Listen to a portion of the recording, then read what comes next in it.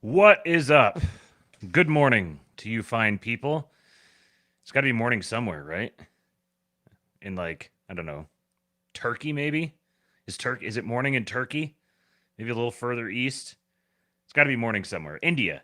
I'm streaming to the Pajeets in the morning. Oh man. It has been another morning, another afternoon, another day. Shout out to Screwed Up Rebellion. Been a member for 2 months. Member of the King Pilled, $5 a month. You guys can join there. Oh, this yeah. My wife's talking in the chat about super chats for a chiropractor appointment for me. I will take a massage. A massage would do the trick. Um, I've been I started sleeping on the couch because our couch is really comfortable, great for sleeping, and it's a different firmness than the bed. The bed's a little soft, and I've been having this issue where I feel great when I go to bed, and I wake up in the morning with a headache, and it's largely from a pinched nerve in my upper back, lower neck area, old moving company injury. I was lifting an electric couch and I was holding it up above my head, and I had to try to adjust because I was going downstairs backwards, and whole left arm went numb, and so it flares up from time to time, and typically while I'm sleeping. So I started sleeping on the couch and got like 3 or 4 days in a row of I didn't even get that much sleep, and it was still great. Like I woke up and I felt energized, didn't feel like I had a ice pick being driven into the like multiple places of my skull. And then the last 2 nights, it's been right back to the normal. So I guess my next experiment may be sleeping on the floor. I might give that a shot. See if maybe just the firmness of the floor will chill things out. Um, that's why I'm sitting back all reclined weird like this, because I'm leaning up against some ice. I've been doing hot and cold on my back to try to get it to chill out. So at some point here, I'm gonna have to rearrange and grab the heating pad and switch that over. But I'm here nonetheless. And you know what? This is actually going to be a really good show. So every once in a while, when I'm putting the tabs together, when I'm preparing the show, everything just kind of falls into place, and it's like, oh yeah, this segues right into that. Oh, this fits perfectly here. Oh, this builds up perfectly, and it just God is looking out for me today. He has blessed me with just the right tabs to make for a great show. Yesterday, I did not do an astrolabe. To those of my YouTube only watchers here, I did make a community post. I don't know if you guys saw that. It seems completely hit and miss to actually try to connect with your audience on YouTube, which is why I really want X to just add a few more things. But I did a stream just on X yesterday. I was doing my live reaction to JD Vance on Joe Rogan. I mean, better, even a better conversation than Trump. And I've heard this from a lot of people. My wife, in fact, said she was a little skeptical of Vance before, and then she was watching that episode last night as I was live reacting to it, and she is all in. She is all in on JD Vance. So I streamed that one to X only because YouTube would pull it immediately. I got through the first about 2 hours and 15 minutes on it, so I've got about a little over an hour left. And I had to pull the ripcord last night because it was time to go trick or treating. But I've saved the last hour. I've still got it bookmarked here. And as soon as I finish the Astrolabe today, I'll end this stream, and then I'm going to go over there. I've got to create the other stream real quick and then go live on X. So follow me on X, @RealKingPilled, if you want to see the last hour of my reaction to the last hour of the Vance-Rogan conversation, which I've heard is maybe the best part of the conversation, and it's been really good so far. So I'm looking forward to it. I will be there as soon as the Astrolabe finishes here today. I think this is going to be about a normal length Astrolabe, so I'm probably going to be streaming for the next 3 or 4 hours. But hey, that works. I can just kind of, I've gotten the headache to sort of recede back to a dull roar. I pulled out the big guns on it that I don't like to use, but I had to in this case, and I think I can just kind of chill here for the next several hours and entertain you guys. If you don't have something better to do on a Friday. And this, I guess, is the official announcement that I'm not going to be doing a schizo stream. For those of you who are in the King Pill Discord server, I'm not going to be able to pull off a schizo stream tonight. It actually works out because I'm going to do this super long stream now, and then we have a soccer game to watch. I've got to do a little sports balling with the wife later tonight. It's basically the only thing that we ever sit and watch together anymore is Los Angeles Galaxy games, and they're in the playoffs now. So I'm going to do that. This game starts at 8:30 tonight, so I'm doing the extra long stream now to make up for that. Okay, so we're going to be joined by a special guest here in the very short term. Yes, I know I'm very low on screen. It's because I'm reclined back on an ice pack on my back. So let's get this started. I mentioned trick-or-treating, and if I'd done a schizos, or if I'd done an astrolabe yesterday, I would have shared this. This is for the for my moms and dads, or aspiring moms and dads out there. This sort of content just makes my heart sing. You say trick or treat, and guess what they do? Guess what they do? What? They give you candy. What are you doing? Isn't that cool? And then you go to the next house and they give you candy. He's like, let's go! Let's go! Let's get out of here! Eastwood was quite a delight to trick or treat with yesterday. He started off as a volcano. My wife sent me the pictures over. I haven't tweeted them out yet, but I'll tweet out the pictures later on. He started out as a volcano. She worked really hard on his costume, and it was a massive hit. He's got the cardboard like mountain part, and then he had a little cap made out of cardboard with cotton balls all stuck to it to serve as the cap, because he wasn't just a volcano, he was Mount Rainier in particular. And he lifted up, so he would rise up out of the body of the volcano, and then she made a bunch of strips of like red and yellow and orange cloth that he would dump out as lava coming out. It was so good. Play Eastwood's video. I don't think I can. I need to figure out a way to play the video, because I don't think I can share it anywhere. I'll do it on Monday. On Monday, I'll tweet out the pictures, and then on Monday's Astrolabe, I'll play the video. I'll figure out a way to get that video here to be playable, and I'll do that then. Jason is in the chat. But so he started off with that, but then it became a little too much work. It was kind of hard to walk around in. It was too hard to get armholes in, so his arms were kind of trapped. And so Amy brought it back up, which was a little alligator costume that was a little too small for him. But he loved that, because then he could go around chomping everyone as an alligator. And then he saw, what was the next thing? Then he saw a werewolf. No. In between, before the werewolf, he took the alligator costume off, and then he was a great horned snowy owl. And so then he would go up and say "who" to everyone, and then he had to explain to them that he was saying "who" because it's kind of like a ghost saying "boo."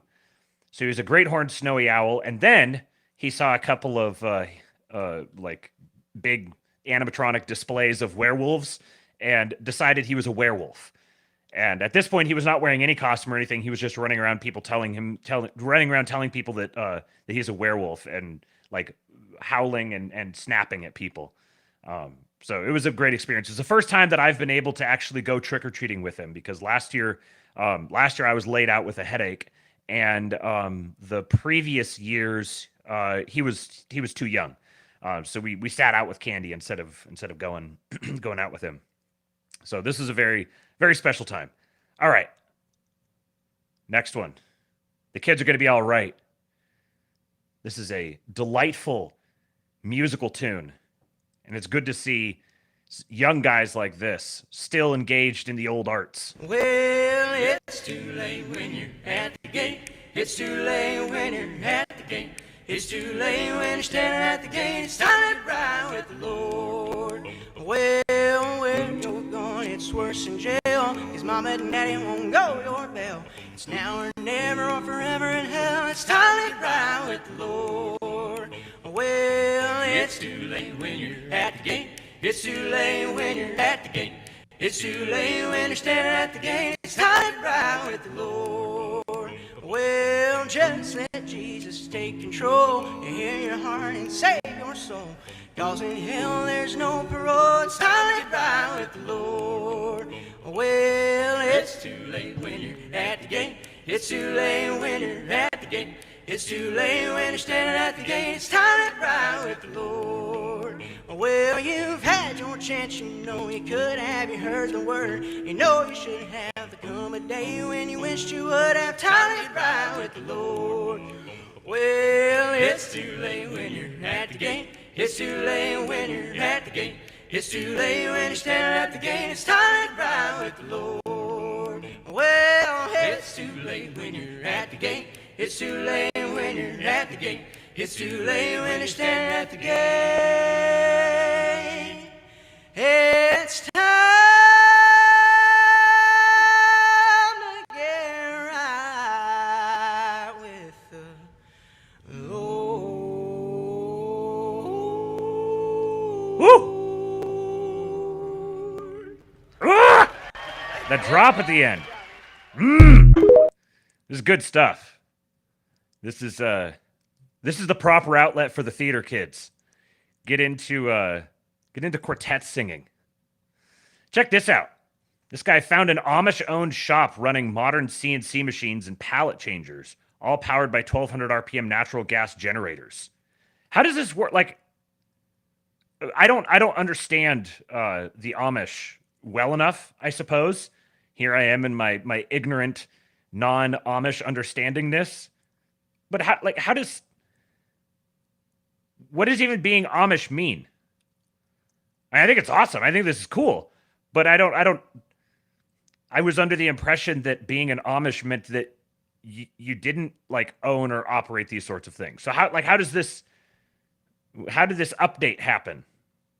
Is it like, do I just have like an ignorant meme understanding of the Amish? Is that what it is?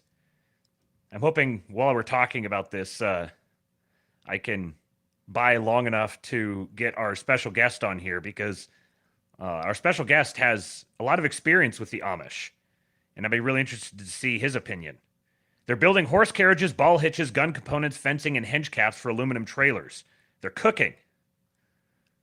With a diesel backup to heat the 60,000 square foot building, the Amish are cooking with over 30 CNCs, and you're blackpilling? Based Amish, in my opinion. I just don't like. Are these rebel Amish?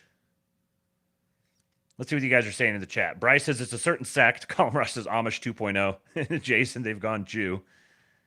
They aren't anti-tex. They just consider the pros and cons before allowing into the community. Gun components, eh? Yes. Colin Rush says I live in Amish country and I can't explain this. Well, let's see if this Amish country knower can explain this. How do you explain this? No idea, dude. Like I've got like 3, 4, 5 different machine shops that I deliver to. These aren't Amish, but they're Mennonites. Okay. And I deliver to these machine shops, and they're all related to each other, of course. They're all like brothers and stuff. Who own their various shops. And they've got their like 7-year-olds driving fork trucks and stuff around. It's kind of cool. But they have like tractors, and they got their brake press, and they'll have their welding machine. They got they're all decked out with all their stuff. Huh. So people in the chat here are saying off the lights and I'll get in their horse and buggy to go down the road. I'm like, why don't you just get a fucking truck, dude? Yeah. You're halfway there.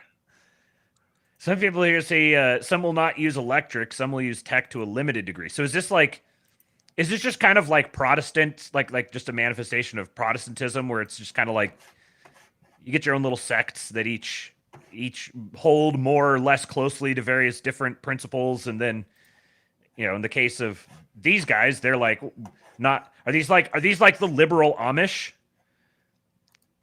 There seems to be like there's like those things get connected in my brain, having the liberal Amish being sort of like, I don't know, the embracing of technology is the liberalizing feature.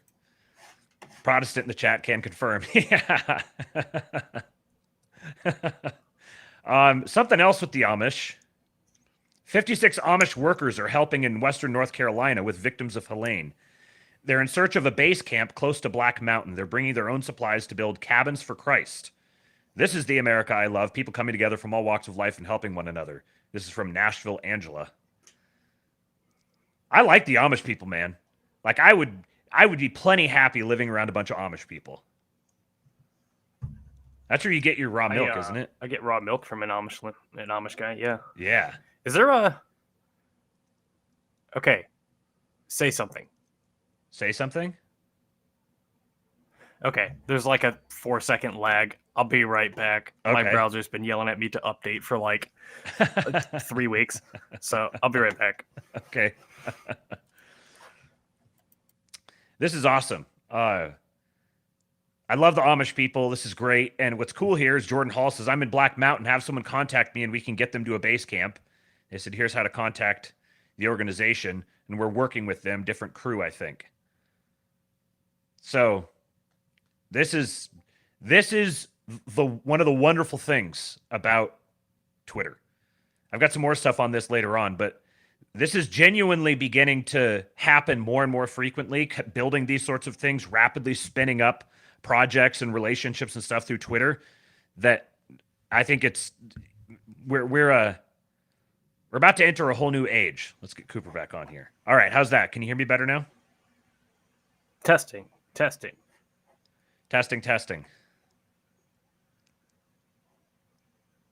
Okay, looks like maybe there's still a lag. I mean, I can hear you fine.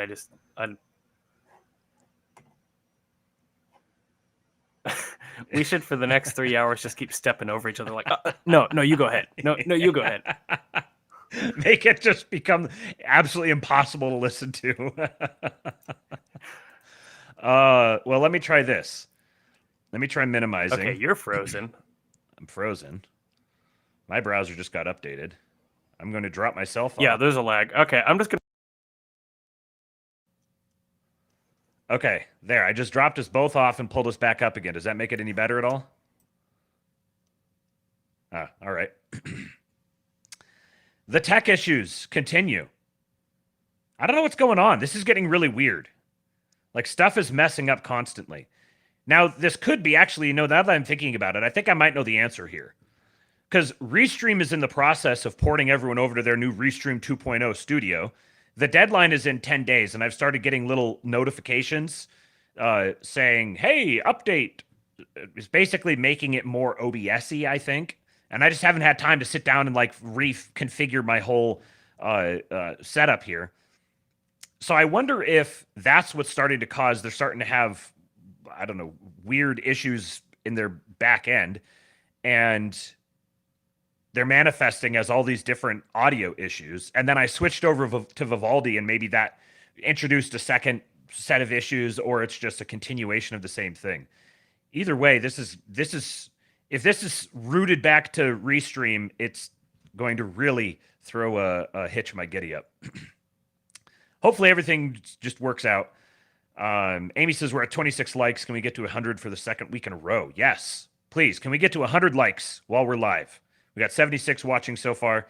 It'll be interesting to see what the viewership is going live later in the day like this, because now it's squarely into like evening commute and dinner time and that sort of time frame. So I wonder if that means more or less eyeballs. I'd suspect less. But this is a great hype video. So this guy here, a powerful mutual, he hit me up and sent this to me, said he just created this, just kind of sat down and threw something together. And it's really freaking good. So we need to peer pressure regular type dude here into making more of these. You know, that's a little bit old, that chart. That chart's a couple of months old. And if you want to really see something that said, take a look at what happened.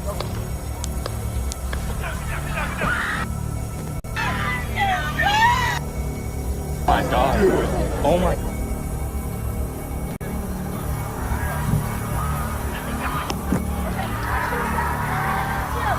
Watch out.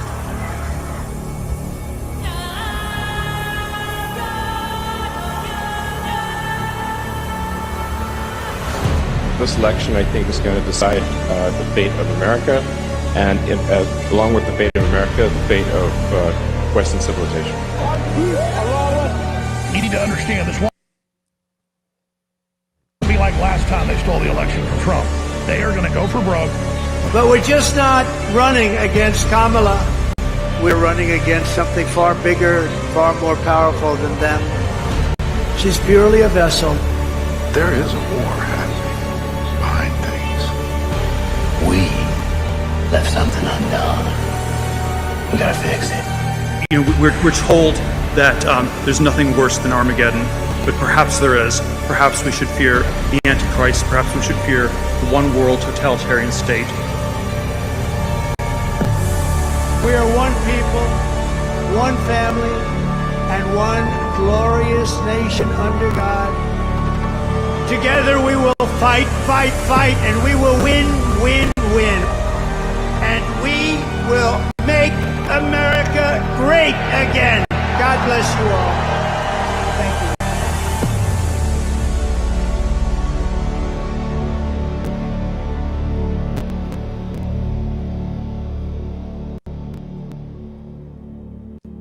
That is a banger.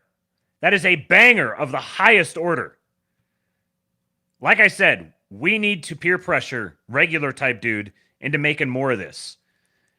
Because he told me he just sat down and just kind of cranked this out on a throwaway real quick. If that's the case, man, this is wonderful. There was one little thing I wanted to highlight here. We'll make America great again. Right here. Together we will fight, fight, fight, and we will win, win, win. He timed up the win, win, win with his arms. This is such a great little, like, Easter egg. And fight, fight, fight, and we will win, win, win. And we will make America great again. God bless you all. Thank you. This is content targeted specifically at me. And if it's targeted at you, you are my people. Speaking of stuff targeted at me, it's kind of old news now. You know, this happened all of, 2 days ago? But I can't not talk about it. Frickin' look at this. Look at this absolute keno. Just brilliant. Brilliant. I was just saying, like the day before this, that they needed to go do this. And they actually did it. Objects in the mirror are closer than they appear. The instincts around the Trump campaign right now are honed like virtually no social campaign I've ever seen. President Trump is about to get off Trump Force One and head over to the Make America Great Again garbage truck here in Wisconsin. Look at him! Look at him! It's Cooper. Hey. It seems like there may still be a delay. We'll see. Hello, everybody. This is Donald Trump, and 250 million people are not garbage. Look at him! So this story, if you're on Twitter, you've already seen this. I guarantee you've already seen this. But I know some of you guys aren't. So this is Trump telling the story of why he actually went out to the rally afterwards and kept wearing it instead of putting his jacket on instead. And then I got in the car, and I'm driving over here, and I have this still on. And I come into the arena, and I say, "Where's my jacket? I want to get out of this thing." And they said, "It would be unbelievable if you could wear it on stage." I said,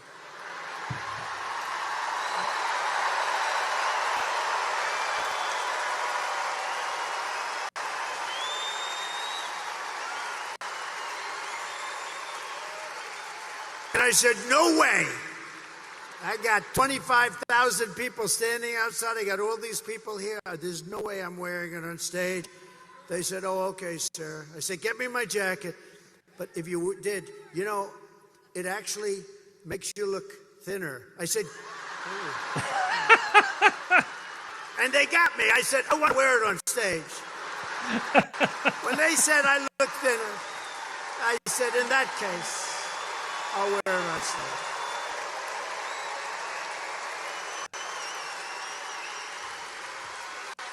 I may never wear a blue jacket again. I may go in this. I said that was the word, that was the key. Sir, you look thinner. So anyways. He is, other people have said this, it's not original to me, but he is genuinely one of the funniest stand-up comedians, like, doing acts right now. That's what he is. Like, his rallies are stand-up comedy sets. And he's one of a kind. All improv. Yeah. And he's just absolutely one of a kind. There's no one who can do it like him. And he's like redefining the English language. So many of his like quaint little phrasings just get embedded in people's brains. They get memeified immediately, and just like he's just infecting everyone's brains. The funniest use of shit I've ever heard. When I saw the caption, I was like, okay, well, let's see if this actually stands up. And holy crap, it was even funnier than I expected.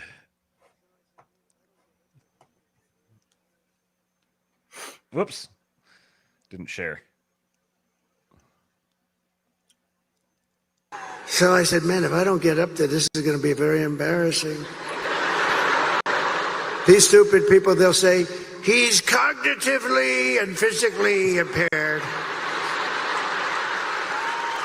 And I can't do that when I'm alongside of this great athlete. I got to get up to that. So look, the first stair is like up here. I'm saying, shit.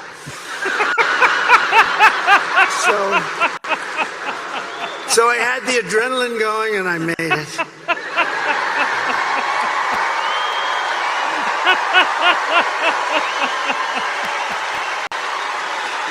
I made it. So I said, man. Shit. Oh, man. It's so freaking relatable. And I saw people trying to like dunk on him for being clumsy or something here. How many of you have walked up to a truck and done exactly this? You walk up, you sort of reach for it, you kind of miss, you kind of get a little off balance. Oh, fuck, I gotta grab the freaking door handle. You drive a truck, Cooper. How often does this happen to you? Probably like twice a day. Yeah. Well, because or you'll go up to grab the handle and your finger will slip or whatever. It didn't click all the way open. And yeah, right. And then you got to like stumble back, or sometimes it just doesn't open and you sat there and yanked on it. And yeah. And he's 80. Yeah. Oh, we're so blessed. Now, what's so there's some delicious irony to all this, because this all begins with the Tony Hinchcliffe's joke that everyone spazzes out about, which sparks Biden's comment in return, calling Americans garbage, which then creates the opportunity for Trump to do this. So what I'd like to know is, was it a good thing or a bad thing that they had Tony Hinchcliffe there? The way that things panned out, it sure seems like it was a real good thing. And it goes even further. White House press officials altered the official transcript of a call in which Joe Biden appeared to take a swipe at supporters of Donald Trump, drawing objections from the federal workers who document such remarks for posterity. This is a scandal. This is being reported by the AP. The AP is saying that White House press officials went and doctored the official transcripts and people are mad about it. They're actually casting it as a scandal. White House press officials altered the official transcript of a call in which President Joe Biden appeared to take a swipe at supporters of Donald Trump, drawing objections from the federal workers who document such remarks for posterity, according to 2 U.S. government officials in an internal email obtained Thursday by the Associated Press. So the federal workers who document the official transcript apparently aren't a fan of, or aren't fans of the Biden White House imposing upon them to alter the transcript in this way. Sufficiently so that they're going to actually get a report out to the Associated Press about it. Biden created an uproar earlier this week with his remarks to Latino activists responding to racist comments at a Trump rally made by the comedian Tony Hinchcliffe, who referred to the U.S. island territory of Puerto Rico as a floating island of garbage. Biden, according to a transcript prepared by the official White House stenographers, told the Latino group at a Tuesday evening video call, "The only garbage I see floating out there is his supporters. His demonization of Latinos is unconscionable and it's un-American." The transcript released by the White House press office, however, rendered the quote with an apostrophe, reading supporters possessive rather than supporters, which aides said pointed to Biden criticizing Hinchcliffe, not the millions of Americans who were supporting Trump for president. It's kind of funny that this whole story is like, no, he was just calling that guy garbage. He wasn't calling lots of Americans garbage. He was just calling one American garbage. Like, that's, I don't think that's any better. The change was made after the press office conferred with the president, according to an internal email from the head of the stenographer's office that was obtained by the AP. The authenticity of the email was confirmed by two government officials who spoke on condition of anonymity to discuss internal matters. The supervisor in the email called the press office's handling of the matter, quote, "a breach of protocol and spoliation of transcript integrity between the stenography and press offices. If there is a difference in interpretation, the press office may choose to withhold the transcript, but cannot edit it independently," the supervisor wrote, adding, "Our stenography office transcript, released to our distro, which includes the National Archives, is now different than the version edited and released to the public by press office staff." I'm legitimately somewhat pleasantly surprised that there are people within the White House who actually care about this kind of stuff still. Who aren't just like completely just bought into the whole thing and going down with the ship. They're like, well, hang on a second here. These are like official government records, and we can't just go like randomly editing them willy-nilly now to protect our political record. There's people out there who don't want to see these sorts of things just get thrown out of the wayside. They're not like super ideological. There's people within the Biden White House who are that way. Wasn't that like Winston's job in 1984? Just like edit government documents, like historical documents. Yeah, drink. It's a 1984 reference.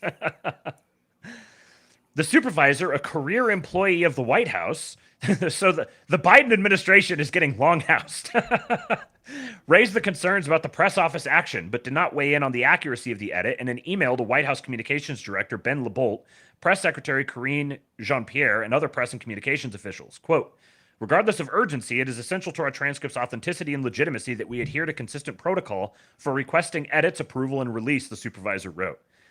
How delicious is it that bureaucracy is now coming back to smack him in the face? You know, Matt. Yeah. As a brief aside, I was thinking it'd be a good idea if you started, like, you see how I have my screen name here, and I just come up with goofy screen names, and sometimes they're a little more edgy than other times. Mm-hmm. You should do that too, so that when we get like rich and famous someday, and there's hit pieces written about us, it'd be really funny when they say like King Norger of Nigland and etc. Like, imagine reading that in like the New York Times. It'd be a lot of fun. It's kind of like the Twitter accounts that are like 1488 rape groiper. Yeah, right. Or they'll be like Hitler's bussy. or like James Lindsay needs to be graped, except they don't say graped. That's the name. Oh, what a delightful time we live in. Yeah, Jason says AP wouldn't have reported on this 2 years ago. Right. Yeah, that's the big thing here is that there's actually people that are willing to buck the Biden administration and the regime at large, the regime narrative, and they're not doing it because they're like, oh, we want Trump. They're doing it because they're like, wait a second, we want to preserve our own station. We want to be able to preserve our position of power and influence, and it's very clear that to preserve the position of power and influence, their only option is going to be starting to cut against the regime's interests. This is the same process that's happening over and over and over again, and it's accelerating. So speaking of Tony Hinchcliffe, I don't know if this was I think this was before that Madison Square Garden event. Maybe it wasn't. I don't know. But either way, this stuff's getting spicy. What do you identify as? A Jew. Oh, you are a Jew? Yeah, that's why I made a Jew joke. Oh, okay. I make Jew jokes all the time, and I got nothing. Other than my agent and manager, I have no real connection with them whatsoever. Okay. What? No. So what do you do that makes you Jewish? How do you celebrate being a Jew? Do you take off Saturdays? Yeah, I was actually very religious when I was in college in New York. But I came back home because I faced anti-Semitism. Anti-Semitism? Is that a black woman? Anti-Semitism and Uncle Semitism was mean to me. Where's that motherfucker holla bread? Hey, my anti-Semitism told me I need to move the fuck out of her house. Anti-Semitism. I've never really heard it called that before. I normally hear anti-Semitism. What do you think? Yeah, you can also call it Jew hatred. Yeah, what type of, I hear this, but it's kind of funny because like if you make fun of an Italian, there's no word for that. If you make fun of everybody else, it's racist. You guys have your own word. How does that make you feel? What does that mean? What does that tell you if your people have a special word for racism? What do you think that means? If you take yourself out of the picture, what do you think about your people having a special word for just you? Because everybody hates us. That is the correct answer. You are correct. Very good. Weirdest game show ever. Jesus fucking Christ. Is Mario Lopez hosting this?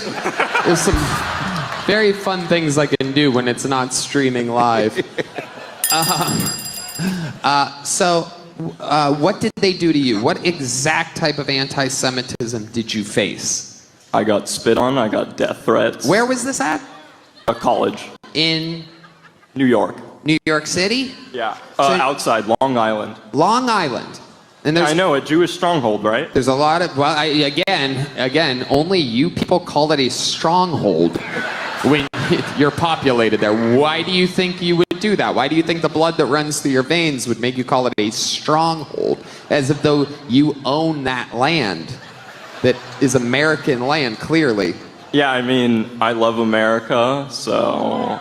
but also, we're not very strong, as you can see. Right. Okay, so... You're basically in Long Island, which for those of you that don't know is basically a big Jewish temple. And it is. You face anti-Semitism. What exactly did they say or do to you there? Go ahead. Basically, I mean, like, they said shit like go back to, Poland, all the normal shit. But you've never been to Poland? No, I'm from my ancestry is Ukrainian. Oh, wow. Way to get the crowd on your side. There's some uneducated idiots that are rooting for you now. Not realizing that that country's stealing our money. Yeah, they are. Yeah. Oh, look at that pop from the crowd. Almost seems like we should stop donating to needless wars. Am I correct? If only there was a candidate for that coming up in November. It's a no-brainer. Do the right thing. Tell your friends. Anyway, Aiden, who are you voting? I could not believe it when I saw that. Straight Buster says, I've watched a lot of Kill Tony, but this is wild. Yeah, the way, and he's tapped in with the crowd there. And as soon as he said that thing about Ukraine, woo, that got everyone going. Oh, things are hustling right along, folks. Don't let it pass you by. Ukraine used to be Khazaria. Mm-hmm. Yeah, wasn't it interesting that those got connected there? Isn't that interesting? Yeah. Did you ever think that... I'm just going to come out and say it. I think everything that's going on is part of a 1,000-year blood feud between the Jews of Khazaria and the Russian Orthodox Church. Okay? Call me crazy. Well, I'm glad we're at least streaming on X. Okay, so Sviatoslav, the pagan Rusman, in conjunction with the Byzantines and Constantinople, did like one of those pincer things on Khazaria and took out the Jewish Empire. And then his son, Saint Vladimir the Great, converted the Russian people. Mhm. I have autism. We know, Cooper. And they've been bitter about it ever since. Those Khazarians, those pesky Khazarians. Indeed. We should say Khazarians as many times as we can. Yeah, it's the last time they had their own homeland. Well, before Israel. Yeah. Okay, so just yet another in a long line of, I like at this point, if you're, I don't know how many different ways the man could signal his deep affection for Heartland Americans. Here's yet another great example. When I'm reelected, I will do everything I can to support parents who make the courageous choice of homeschool. Under the Trump tax cuts, we allowed families to use 529 education savings accounts to spend up to $10,000 a year tax-free on tuition for grades K through 12. This was a tremendous win for school choice, very important, school choice, remember that term. And yet that benefit did not apply to homeschoolers. So to support the growing homeschool movement, in my next term, I will immediately fight to allow homeschool parents the same incredible benefit, $10,000 a year per child, completely tax-free to spend on costs associated with homeschool education. I will also work to ensure that every homeschool family is entitled to full access to the benefits available to non-homeschool students, including participating in athletic programs, clubs, after-school activities, educational trips, and more. To every homeschool family, I will be your champion. Do not vote Democrat. They are looking to destroy you. If you don't mind my saying that, Joe Biden left the can't teleprompter. put two sentences together, and yet he's looking to destroy you. Do not vote Democrat. Vote for Honest Donald.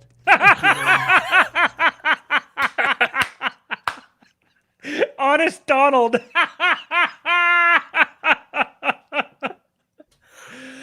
I cannot tell you how much I just love this man. This is, but even more than the like positive, like affirmingly signaling homeschooling and homeschoolers. I mean, I like 10 years ago, maybe, what is it? 2024. So maybe it was more like 15, 18 years ago. I remember my family I was homeschooled. My family was very tapped into the broader homeschool movement because my mom likes to get involved in those sorts of things. And there was like genuine, legitimate concern that homeschooling was going to be straight up outlawed. Like CPS called on you if you try to homeschool within a couple of years. And my family was planning to still homeschool anyways, but they were basically just sitting around waiting to find out if they were going to become outlaws. And now you have Trump sitting here offering $10,000 tax credits per family for homeschooling. Now, but even bigger than this falls into a pattern that's developing where little bit by little bit, he is whittling away from the effective income tax. More and more positive behaviors are being rewarded with tax credits or tax-free status, which makes the income tax less and less influential.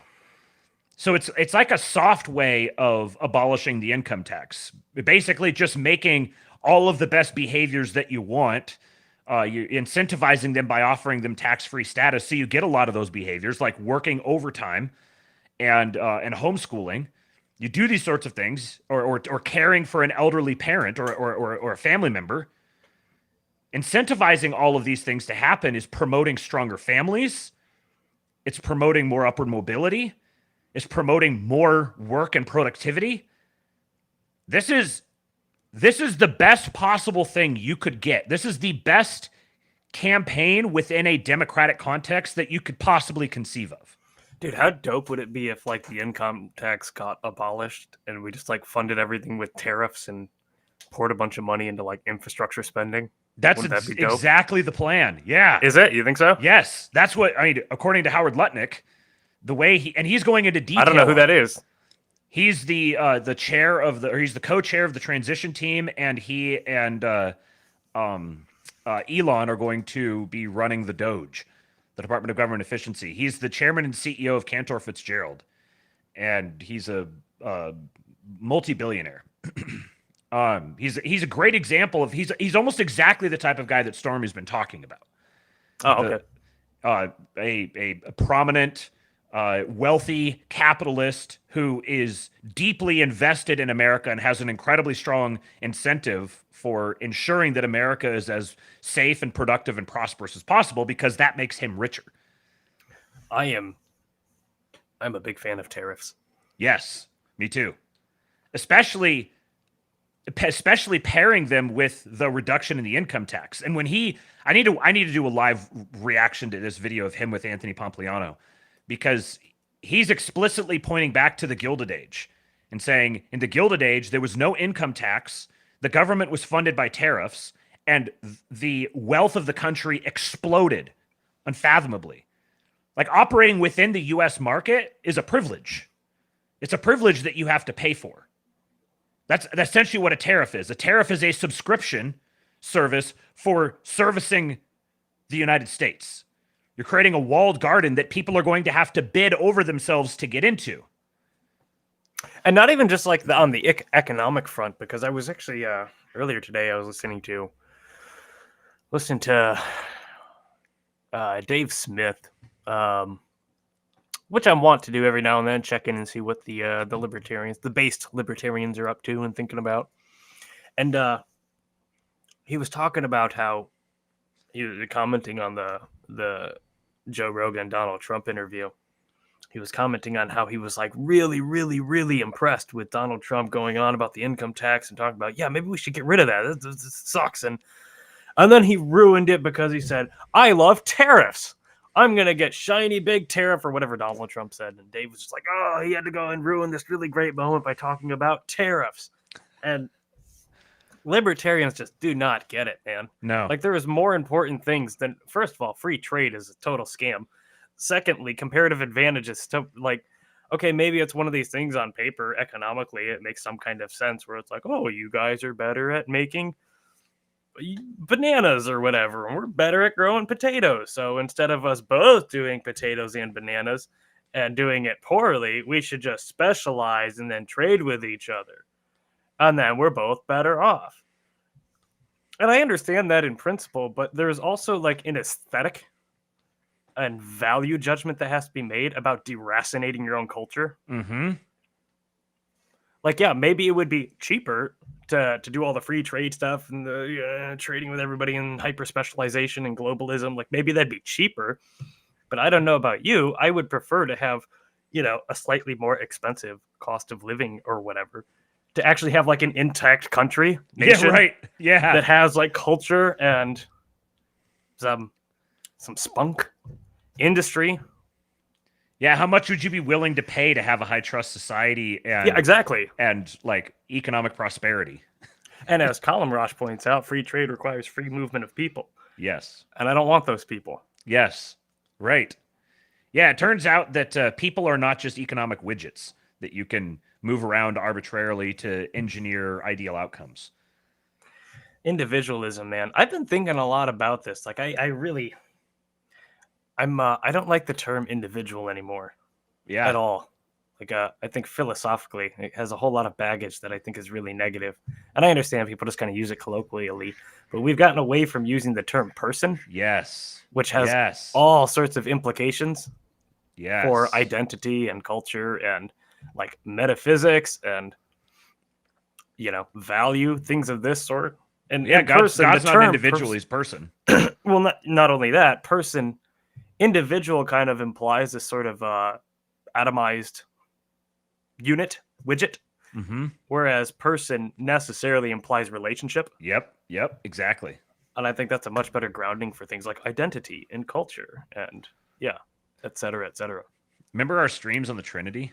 I do. Where's Jonathan Hemingway? Oh, because I remember he didn't enjoy him. Because we're gonna talk, so we can talk about the Trinity. Yeah, don't go listen to him. It's not worth it. Just They exist, but you don't need to listen. Can to you them. just like take those down, please? I think I already did. I don't remember if any of them are still That's up. good. That's good. Okay. So we have a couple of different scandals. Trump has created a couple more scandals by saying really base, funny things, and then Kamala HQ is desperately trying to win a losing propaganda narrative here. So this is the clip they play. And my people told me about 4 weeks ago, I was saying, no, I want to protect the people. I want to protect the women of our country. I want to protect the women. Sir, please don't say that. Why? They said, we think it's very inappropriate for you to say. I said, why? I'm president. I want to protect the women of our country. They said.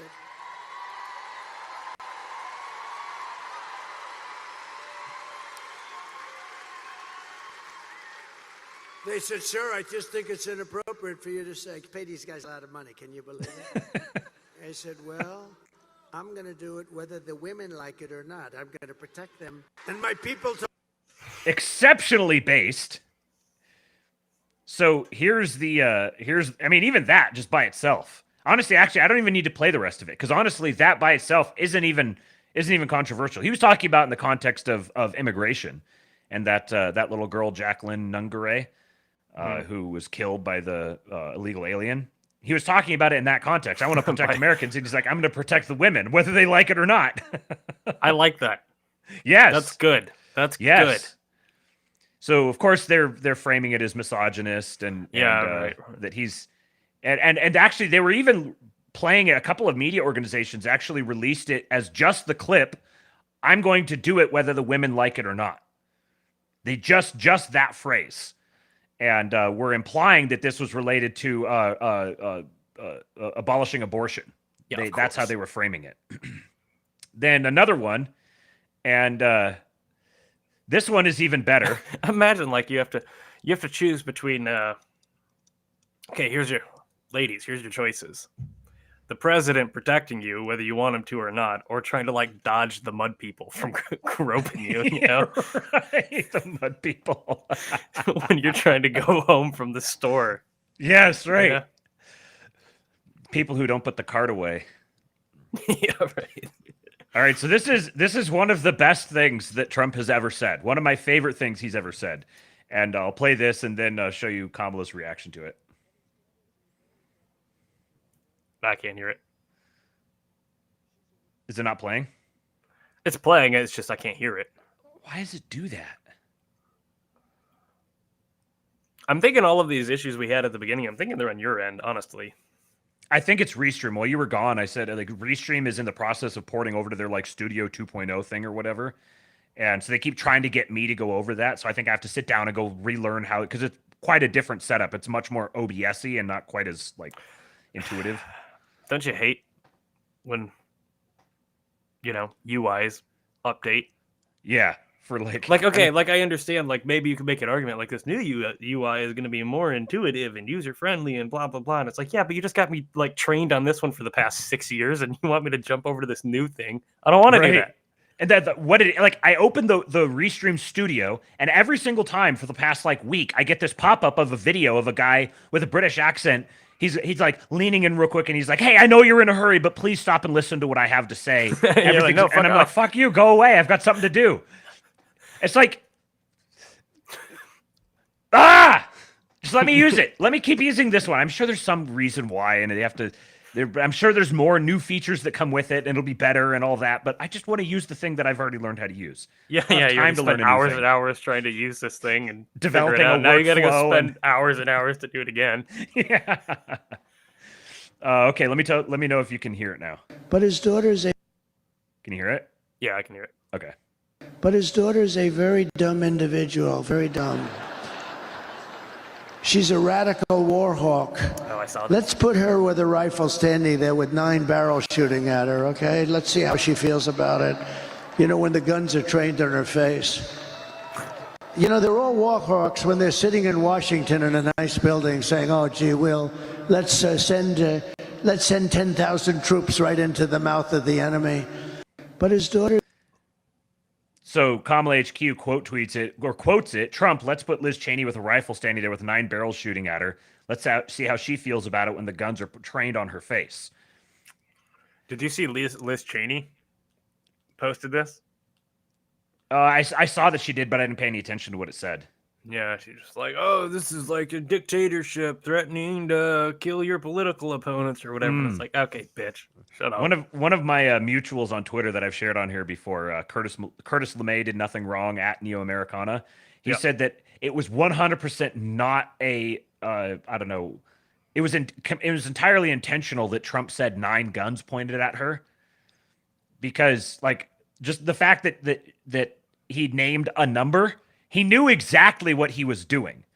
He knew that he was creating something that the basically would, like, how did he put it? He put it that like he put his words together in just the right way that it would make the libtard brain freak out and go like, ah, he's talking about firing squads, when he very clearly isn't.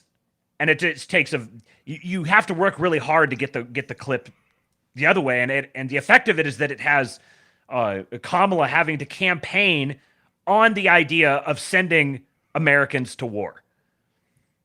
So here's how she reacted to it. Look how absolutely bedraggled she is. I can't, man. If we have to listen to this, I want her to just like fail miserably and disappear into obscurity. Because if we have to listen to this bitch for another 4 years, I'm gonna bloink my brains out. He has increased his violent rhetoric, Donald Trump has, about political opponents, and in great detail, suggested rifles should be trained on former Representative Liz Cheney. This must be disqualifying. Anyone who wants to be president of the United States who uses that kind of violent rhetoric is clearly disqualified and unqualified to be president. Representative Cheney is a true patriot who has shown extraordinary courage in putting country above party. Trump is increasingly, however, someone who considers his political opponents the enemy, is permanently out for revenge, and is increasingly unstable and unhinged. His enemies list has grown longer, his rhetoric has grown more extreme, and he is even less focused than before on the needs and the concerns and the challenges facing the American people. I have also thought a lot about what this means in terms of our standing in the world. So you could tell she just left the teleprompter, or she just left the prepared notes. Now she's going full Kamala. As vice president, I have represented the United States of America around the world. And what I know is that when we walk in those rooms representing the United States of America, we have the earned and self-appointed authority to then talk about the importance of democracy, the importance of rule of law. And as a result, people around the world who are... The earned and self-appointed authority? Right. That was weird. What does that even mean? This is like... This is historic levels of just sheer brazen gibberish coming out of a like, you could be really cynical about politicians and their vapidness, but there's not a single person that's been in the public eye like this that even holds a candle to her.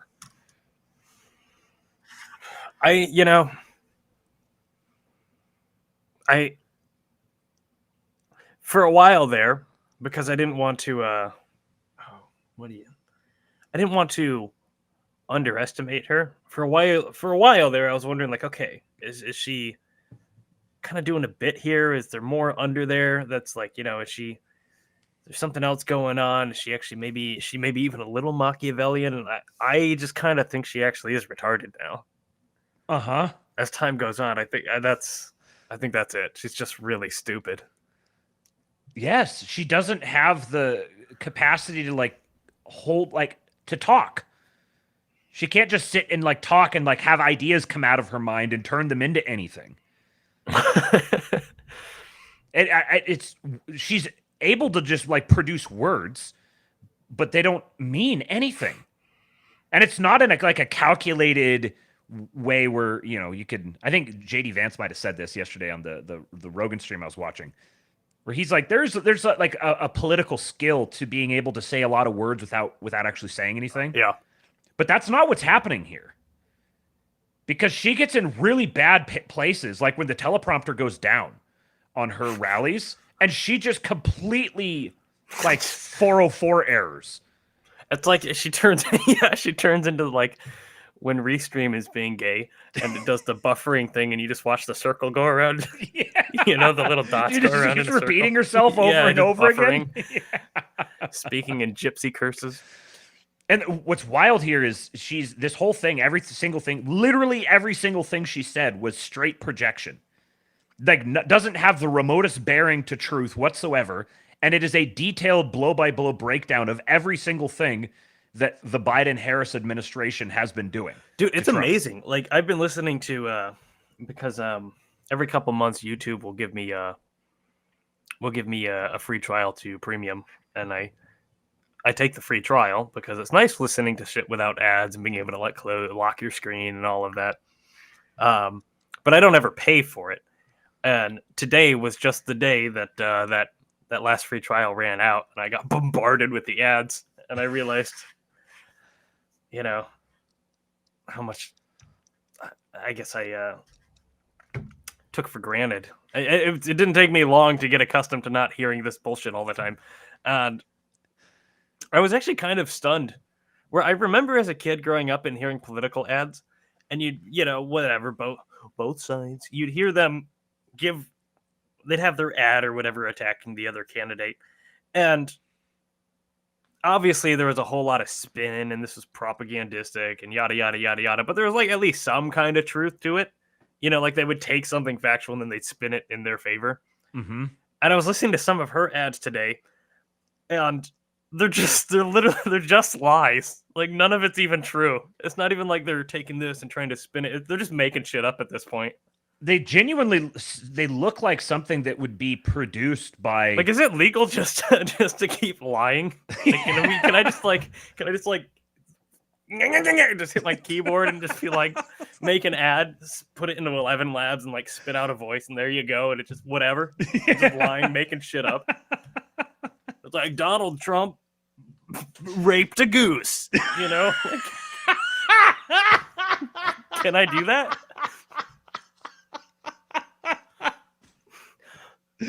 They're eating the cats. Yeah, right. He's a traitor to the cause. He was honking that goose hard. Honk! Honk! Hit the like button, folks. We got 103 watching, 62 likes. Let's see if we can get to 100. Get to 100 while we're live. I'll be doing the continuing my live reaction to the JD Vance on Rogan interview, finishing the last hour of it as soon as the Astrolabe is over. But we haven't even finished the first window worth of tabs yet. This one will be quick. This is just a banger tweet. Commence the mass deportations. Followed by another banger tweet. No, it's not deportation. It's family reunification in country of origin. Call it Operation Homecoming. Oh, that's good. This is hire really that guy. good. Yes, Have him do J5 your Killer. PR. Yeah. This is brilliant. Call it it 100% needs to be called Operation Homecoming. Okay. And then this one's just another quick one. You guys will appreciate this. It's just awfully good that someone with the temperament of Donald Trump is not in charge of the law in our country. Yeah, because you'd be in a crystal. Secretary Clinton.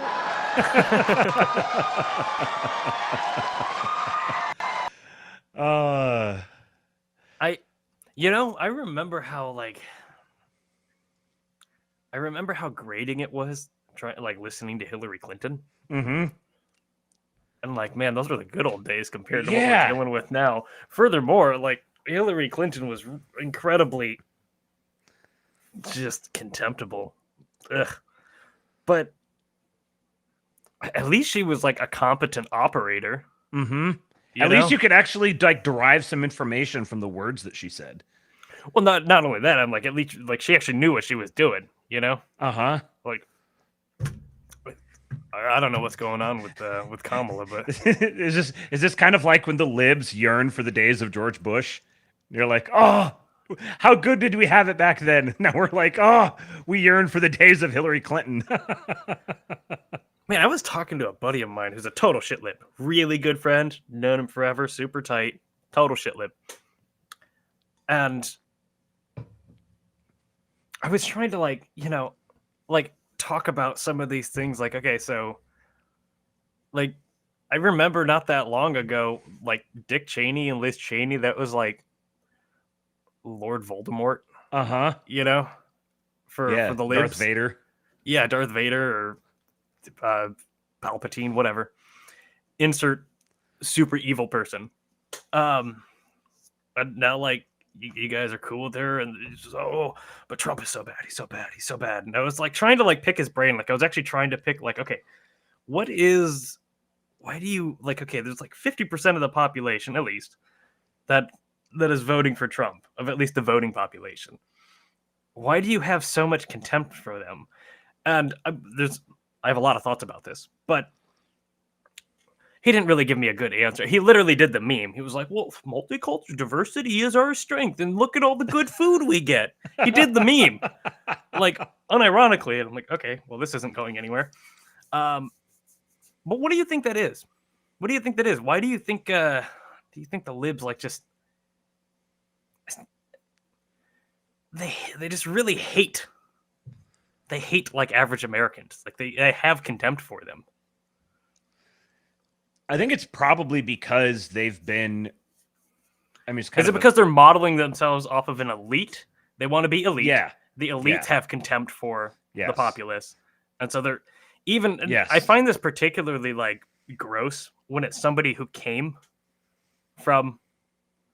Like I know someone also a good friend, but this is something that it's like.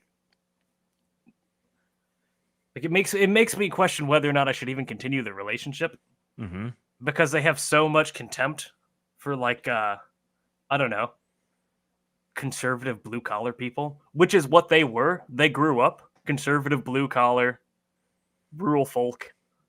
That's where they come from. And now they've got some bougie job where they're making a bunch of money or whatever, and they want to live in the city because they want to be around a bunch of libs, and they hate like.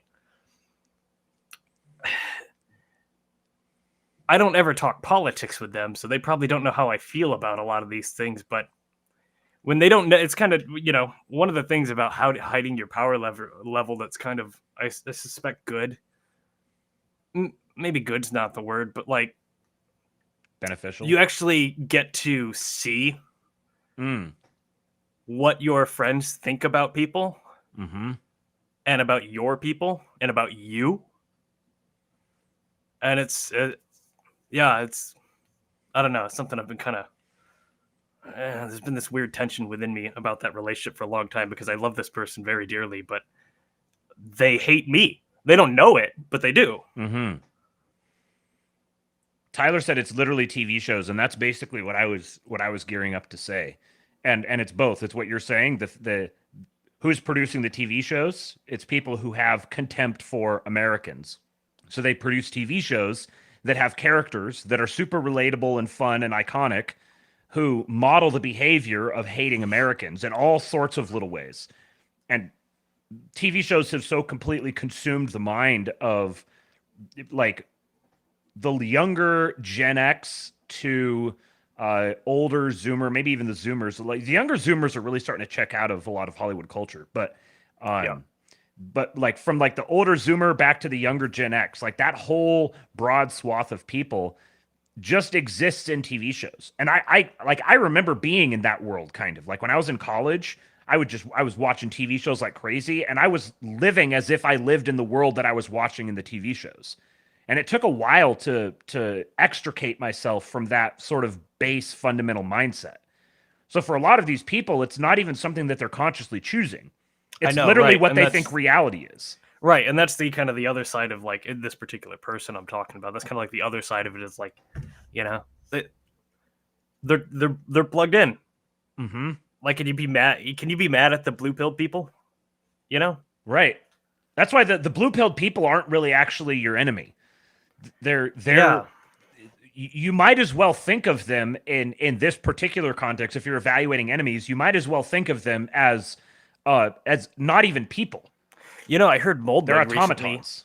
Yeah, he did some show recently where he was talking about, in this particular case, he was talking about elites who hate the population that they're a part of.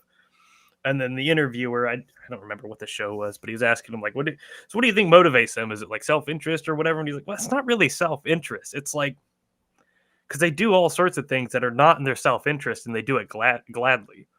But it's like a crackhead. He wants the crack, but that's not in his best interest. Yeah. So you need to save him from himself. Really, is what it comes down to. Someone needs to save him from himself because he's a slave. Yes. Yeah, that's the way to look at it. They're enslaved to shit livery. Yeah.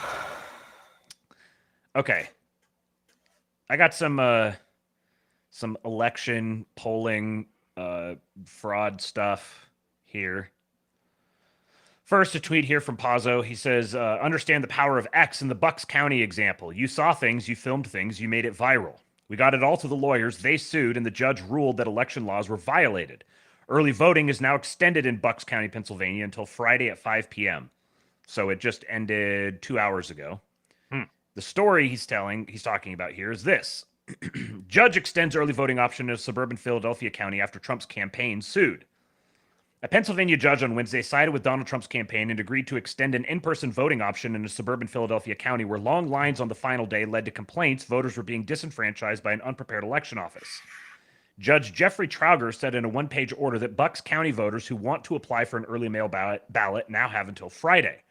The narrowly divided county, which is led by Democrats, is often seen as a political bellwether. The Trump campaign's lawsuit, which was filed Wednesday morning, comes amid a flurry of litigation and complaints over voting in a battleground state that is expected to play a central role in helping select the next president in 2024's election.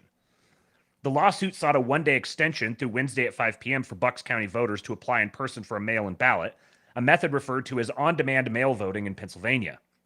The judge's order permits applications through the close of business on Friday.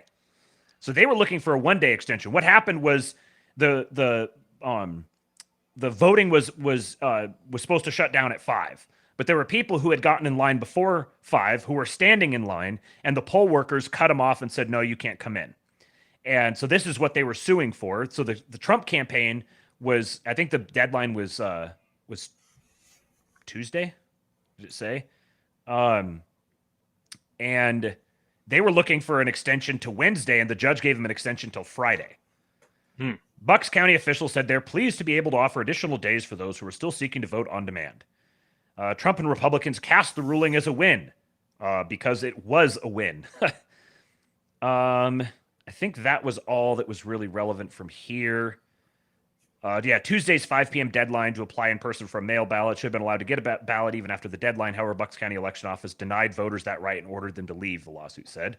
This is a direct violation of Pennsylvanians' rights to cast their ballot, and all voters have a right to stay in line, the Trump campaign said in a statement. The RNC and the campaign of Republican Senate nominee David McCormick joined the lawsuit.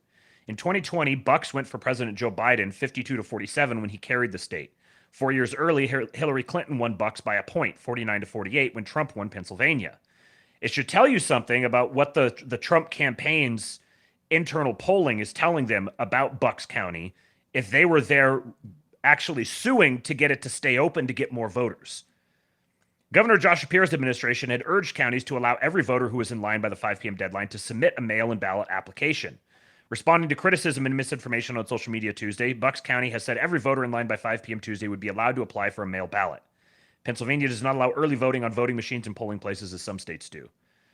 But Bucks County, like other counties in Pennsylvania, allows voters to apply for a mail-in ballot in person at the elections office and receive it there.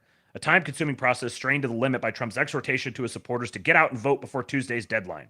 Voters can also fill it out and hand it into the office. These poor people being overwhelmed by people wanting to vote.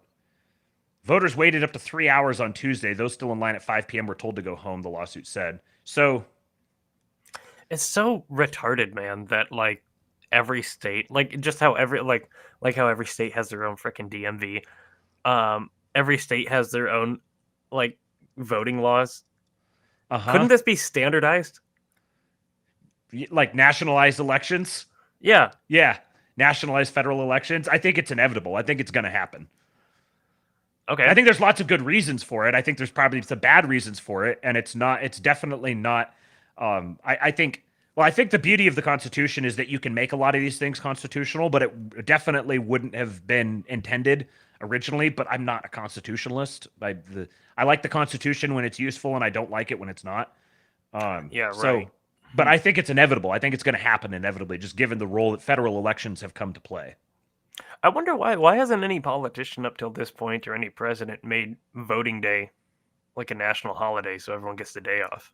That's what Vivek has been running on. I think Tucker's talked about it as well. Yeah. Okay. So I think there's the possibility. Like I think there's a legitimate possibility that under a new Trump administration we would get single day national holiday on election day, single day voting, and paper ballots. I think that's not. I think there's a lot of support for something like that. It would be a war, but I think that it would be a war that they'd be that they would think is worth fighting. Andrew says we already have the Civil Rights Act setting the precedent for nationalized elections. Yeah, that's a good point. Yeah. I don't know anything about that, but okay. So here's Bucks County. This was posted at 2 New holidays p.m. can only be about black and gay people. Well, you could make it about the black and gay people. You could say, That's like, true. we really want, we know you. Okay, brothers. My brothers and sisters in the hood. We know you guys are busy working hard, grinding, hustling every day. So we're going to give you a day off so you can get out there and vote. Which is your right. You could totally pitch it to them. They're not, really, honestly, the people that's going to favor is the people who actually work, Right. But, But that's why there's going to be so little. Like, how do you mount a political campaign against the idea of making Election Day a national holiday? Yeah, right. There's no way to run a campaign against that. So that's why I think it's inevitable. So here's Scott Pressler at 1:39. So I'm just amazed that no one's thought of that yet. Yeah. He says, what are you doing, Commish Schmidt, who's the Secretary of the Commonwealth of Pennsylvania? He says, voters have been waiting for hours for in-person voting at Levittown, Pennsylvania. This is Bucks County. Why don't you have more Sure system computers? Why don't you have enough staff? Is it a coincidence this is happening in Bucks County, which we flipped blue to red? So they sued to get this open back up again, and then on the last day that it's open for the extended opening, this is what it looks like there. So are they voting, or are they just going to get ballots? They're going to get the ballots. If I understood correctly, what they do is they get the ballot, they apply in person for the mail-in ballot, they get the ballot, and then they can fill it out and like drop it in the mail right then and there. That's how I understood it, but I don't know for sure if that's. I don't understand. I kind of also don't really separating all like the political machinations and things going on. I don't really get the whole like mail-in ballot thing or early vote. Like I understand maybe if you're like you're overseas or something, like a soldier or whatever, but like you can't just like on election day walk 2 blocks to the voting booth or whatever and hang out with your neighbors for a half an hour and just like do it all right there and then go home. I don't think so I grew up in Washington and I voted my first 2 presidential elections in Washington. I only ever did vote by mail, and I'm pretty sure Washington only has vote by mail. Oh, really? I think they don't actually have polling offices that you go into and vote. Oh, interesting. Okay. So, yeah, there's a huge turnout here, and they deliberately understaffed it so that it would bog down. That was one of the reports that were coming out of there. They only had like a small handful of people working, not nearly enough to service the whole thing and keep it running smoothly. This is another story that we talked about on here. There was supposedly there's this one Michigan voter, one voter ID with 29 separate votes already. And in total, this guy highlighted this on Twitter and identified 164,568 excess ballots, with a bunch of these different voter IDs having cast a bunch of ballots. So the Trump campaign and the RNC hopped on it. And then a couple hours after I did the show, Laura Trump said, our election integrity team received reports of thousands of duplicate ballots in Michigan. We immediately investigated and have confirmed that it was a glitch in the system. These duplicates were not and will not be counted. We are on it and protecting the vote. Which one is Laura? Who is she? She's the co-chair of the RNC. No, I mean, how is she related to Trump? Is that like a daughter? Is it like it's ex-wife? Who is that? It's not. Which- is which it? I think Trump it's is this? Eric's. She Eric's wife. Oh, I see. I see. Yeah, she's Eric's wife. Okay. So I have to admit, like, I'll believe her. She says they were not and will not be counted. Having just a glitch in the system show up is not comforting at all. And however, if it was a glitch, them going and highlighting it and honing in on it like this means that there's the possibility it could have opened the vector for being used before, and now it's not going to be. Like, it may not have been an explicit effort to create that, but it's of potential vulnerability that could have been taken advantage of. Right, and now on the everybody's back watching. end. Exactly. So this is another example. This started on Twitter. It was this guy who posted this, and it went viral. The political director of the Trump 2024 campaign and the RNC, James Blair, was alerted to it, and Rasmussen talked about it, and then Laura Trump replied to it. So this is the same thing keeps happening a lot. This is how this is what's making pulling off a repeat fraud very difficult. Matt, did you know that there was no fraud in 2020? Right. Isn't it crazy that we all just kind of everyone's just like, yeah, there was. It was fraud. It's just kind of like everyone's the generally just like, accepted. yeah, that was lied. So here's So another what if they win. come out? What if they come out and they're like, actually, this whole time Trump has been president because he actually did win, so he can't run because that would be 3 terms. That would be a very interesting like desperation Hail Mary to attempt. It would be funny to see them try that. I do think that there's a very good chance that part of the way they seek to illegitimize his presidency is by saying that he won fraudulently. And we go from there's no such thing as voter fraud to actually Trump's the one doing the voter fraud. I think that's you'll a very, watch very likely. You'll watch all the shit libs just change the program immediately. Yes. And it's a natural follow-on from that he was probably fraudulent in 2016 as well. And so we can use that as a justification to try to go after all these other things. They're going to spiral off into complete insanity. Here's another big legal win. Pennsylvania State Judge Angelo Foglietta said he will not move forward with a lawsuit that seeks to stop Elon Musk's America PAC from awarding $1 million to registered U.S. voters. Philadelphia Democrat District Attorney Larry Krasner can suck it. So he has this brilliant campaign he's been doing where he's giving $1 million to a Pennsylvania resident who signed their petition. He's doing it every day for 18 days leading up to the election. They were trying to sue him for it, to stop him from doing it, and the Pennsylvania state judge told him to kick rocks.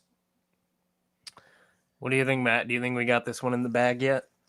Well, I've got some numbers coming up here that will... You planning on voting? I already did. Oh, did you? Okay. Yep. Yesterday? Yeah, yesterday. I was still on the fence about it as of like last week. I was like, doesn't really matter. And then it was like, and then all of my friends surrounding me is like, all my shit lib friends, they're voting. And I'm like, okay, maybe I can counteract like my 5 shit lib friends with 1 vote. Plus there actually is some like local school board election stuff that is actually is kind of meaningful to the local school system. So I'm like, okay, I'll get out there. There was one local like city council at large position that the only reason I cast a vote on that particular one, because I didn't know they're both just kind of like whatever, basically identical, except one's a man and one's a woman. So I just voted for the man because he's a man. Yeah, that's smart. That's a good. There's a guy who I saw him recently in the parades. Sharp in like our local parades that we have, for holidays and stuff like that. The guy who's been campaigning graduated high school in 2018. So I don't know, how old is he? Like 24? Yeah. Big dude. He's like 6 foot tall and like 400 pounds. He's a farm boy. Just a big dude. and he's running for like head of school board or something like that. Very much a Trump dude. And apparently, I have like my town, because it's like a suburb of Lansing, is actually kind of yuppie. It's still a small town. It's still small enough to where it's like, we don't have like trannies running through the street or anything like that. It's still rural enough to get around, where you don't get those kind of problems. That's all still relegated to certain ghettos in Lansing. But it is kind of yuppie. It's kind of those the liberal white women kind of thing. And apparently this dude is like this 24-year-old massive hunk of meat. He wears like a cowboy hat, and he's tearing it up. Apparently he's outraised by like 2x any of the other people who are running in the area. He's just fucking What's he killing running it. for? Like the head of the school district something. Huh. So he's very conservative dude. He's going to be basically in charge of the school system. So that'll White guy? be cool. Yeah, white dude. Huh. White boy from the sticks who likes fucking steak and eggs. Our guy. Andrew says, my scenario is that they cheat spectacularly, obviously, get disproved by the courts, and then they've refused to certify for Trump and throw the election of the House and Senate. I've actually got something about this here in just a minute. So a judge in Arizona just ruled that the Democrat Secretary of State must immediately release the list of nearly 100,000 voters who officials marked as U.S. citizens when they hadn't even provided documentary proof. Judge Scott Blaney also awarded attorney's fees to the election integrity patriots for their trouble. Quote, the court finds specifically that the secretary has not established by preponderance of the evidence that production of the records would violate rights of privacy or confidentiality or would be detrimental to the best interests of the state. Judge Blaney also required them to do this by noon on Monday, the eve of the election. He's not playing. The state failed to do its job in verifying the citizenship status of well over 200,000 voters in total, which is the new number they gave us. So he's allowing patriots to do the government's job for them. Thank you so much to Marissa Hamilton of Easy AZ for fighting this all the way through. And here's the judge. So there's a number of different court cases here that are all breaking in favor of the election integrity patriots. And I just want to keep sharing these things here to show. There's people, I remember, wasn't that long ago, people were saying, oh, the RNC's not doing anything. They're just going to let them steal it. Nothing's happening. Nothing's going to happen. Nothing ever happens. And those guys are continually BTFO. Additionally, Lancaster, York, Monroe, and Cambria counties in Pennsylvania are investigating an alleged voter fraud scheme. Additional Pennsylvania counties may announce fraud investigations tomorrow. So there was no fraud at all, ever. Now Pennsylvania is actively investigating it. And note this, a company calling itself Field and Media Corps, a subsidiary of Field Corps, an Arizona-based organization working out of Lancaster County, in turn was responsible for submitting the forms in question to county officials. So we've got an Arizona-based organization involved in being investigated in a potential voter fraud scheme going on in Pennsylvania. And this is my read on it. Seth Keschel says, Shapiro is sweeping in as white knight to make sure she loses Pennsylvania, and only he can win it in 2028. Indeed, indeed. All right, so here's some... Jason says, I hear IVF is the new Doomer battleground. Yes, that is it. Yes. All right, so this is the final 2024 Electoral College model from On Point Politics. Trump 326, Harris 212. So this has Trump losing Virginia, losing New Mexico, but winning Minnesota, Wisconsin, Michigan, Pennsylvania, North Carolina, Georgia, Arizona, and Nevada. And New Hampshire, which is one that's jumped out as a possibility recently, and Maine. And this is basically probably the most like optimistic upper end that I think is conceivable. I think this is, if Trump wins on election night, and if all of the polling as it's been properly interpreted by our guys, if all of this is accurate, then this is the sort of scenario where you would get something like that. And this was the 2020 map. They called the 2020 election exactly. This is exactly the results of the 2020 election. So that pollster is the one putting out this 326 electoral vote victory for Trump. Additionally, the most accurate poll of 2020, Atlas Intel, releases their final battleground poll showing Trump winning all 7 battleground states. Arizona by +5, North Carolina by +4, Nevada by +4, Georgia by +2, Pennsylvania +1, Michigan +1, and Wisconsin +0.3. If this is how the election plays out, Trump would win 312 electoral votes. Vote, vote, vote, and drag your friends and family members with you. It's the only way to win. That's my message to you, Cooper. So this one here has Democrats winning Minnesota and Maine and New Hampshire. And then otherwise, it's the same as the other. Another final battlegrounds poll, full ballot. This is from Atlas Intel. And this is this is just the same breakdown that I read on the last one. Another battleground states poll. Now, this one's very interesting. This is New York Times and Siena. For the battleground states, voters who have voted in the last 2 primaries. So for voters who voted in the last 2 primaries, Harris is +3. Voters who voted in 2022, but not the primaries, it's a tie. Voters who voted in the 2020 general election only, Trump is +12. And those who have no voting record at all, Trump is +19. This is on a thank you, Mama. This is from New York Times. And this tracks with like all the other micro data that I've been following along with these guys, what they're looking at. What's amounting, or what is mounting right now, is what appears to be a whole bunch of low propensity or new voters, people who've either never voted or they haven't voted in any of the last 4 elections, who are coming out overwhelmingly for Trump. This is the trend throughout virtually every state in the country through early voting thus far. And it's especially present in the battleground states. You've seen this guy before, Christian Hines. I'm not exactly sure how he pronounces it, but he's one of our guys. He's a Virginia guy. And his model for Virginia was very, very close. He was off by like 0.05 or something very small. He says, I got a call from one of my best friends on Monday who works for Congressman Ben Cline in the 6th District in Virginia, the Shenandoah Valley.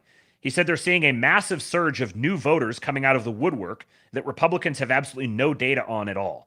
He isn't wrong. Here's the numbers for VA6 as of this morning. So 4 of 4, this is voters who have voted in 4 out of the last 4 elections. Republicans are at 62%, Democrats are 38%. In 3 of 4 of the last elections, it's almost the same. Republicans are Republicans are even higher. If you go to 2 out of the last 4 elections, Republicans have an even higher share. 1 out of the 4 elections, it's not even close. And 0 out of the 4 elections, so people who have voted for the first time ever in this congressional district, Republicans have 95% of that vote. And this is the trend that's showing up all over the place. Christian, again, says this comes from a major lobbyist in Richmond who nailed the 2021 and 2023 results in Virginia. So Christian texted him and said, based on what you know and who you talk to, what do you think Virginia is looking like? And he replied 4 points, meaning Kamala winning by 4 points. I just don't understand if Virginia is near or at 4 points, how he isn't winning Pennsylvania, Arizona, Georgia, and North Carolina. Mark Robinson, who's the Republican candidate for governor of North Carolina, can drag the ticket in North Carolina. So variables at play that I can't see right now, but everything I've seen shows this being more 2016 than 2022 or 2020. So for what it's worth, if Kamala wins Virginia by 4 points, then it's like that signals massive Trump victory because of just how far to the left Virginia has been. Christian is one of the most, of all the major polling people that I've followed, Christian's one of the most optimistic, and he has her at like +5 or +6. And there's some people who have been suggesting, I haven't seen actual data for this, but I've seen people suggesting that Virginia is up for grabs. And I've been suspecting that it's up for grabs because I think Glenn Youngkin has a very strong incentive to make sure that it is. And he's the governor there. Eric Doherty says it's lights out early for Kamala's campaign on Tuesday if Virginia is a 4-point game. And here's some more on this trend that I'm talking about. This is from Michael Prusser. Arizona early voting update. This is from 10/29. Arizona has cast 1.63 million ballots today, representing roughly 50% of the expected vote. So Republicans are at 683, Democrats are at 554, others are at 392. Arizona is another state where independents are nowhere close to pulling their weight. In 2020, they finished with a 68% turnout rate, and they won't get anywhere near that number this year. Having followed the nationwide voter registration changes closely for the last 2 years and seeing many new independent registrations across the country, it would appear the vast majority are not interested in 2024 participation. A look at Arizona voter frequency scores shows that Democrats are trailing Republicans by a couple of points in the 0, 1, and 2 buckets. So people who've turned out in 0 of the last 4 elections, 1 of the last 4 elections, and 2 of the last 4 elections. And they're turning out more of their 3 out of 3 voters. So regular Democrat voters are voting Democrat. But many of the regular Democrat voters just aren't voting at all. And the infrequent voters are voting overwhelmingly Republican. It's not an excellent combination for available votes down the stretch, so Republicans are likely to outvote Democrats by 300,000 plus. Like Nevada, new independents just aren't tuned in. And Christian says, this is precisely what I'm seeing in Virginia. Trump's biggest early voting gains are coming from 0 out of 4 and 1 out of 4 voters. And he says, this is for Philadelphia. Someone apparently forgot to inform the Philadelphia Democratic Party that there's an election going on. So in 2020, Democrats returned 220,000 votes and Republicans 13,000. It's overwhelming. So Democrats plus 88.7. So far in Philadelphia in 2024, Democrats are down almost 100,000 votes. And Republicans are down 1,000. So Republicans have gained 6.5% for this is on this date when this was, so October 30th. Republicans are up 6.5 points in Philadelphia. So 613,000 Georgia voters who did not participate in the 2020 election have voted early, according to an Atlanta Journal-Constitution analysis. Based on all of the other data in all these other states, these trends that I just went through, there's a strong chance, and I did a little digging on this, and the areas where they have overwhelmingly showed up have been the more rural areas.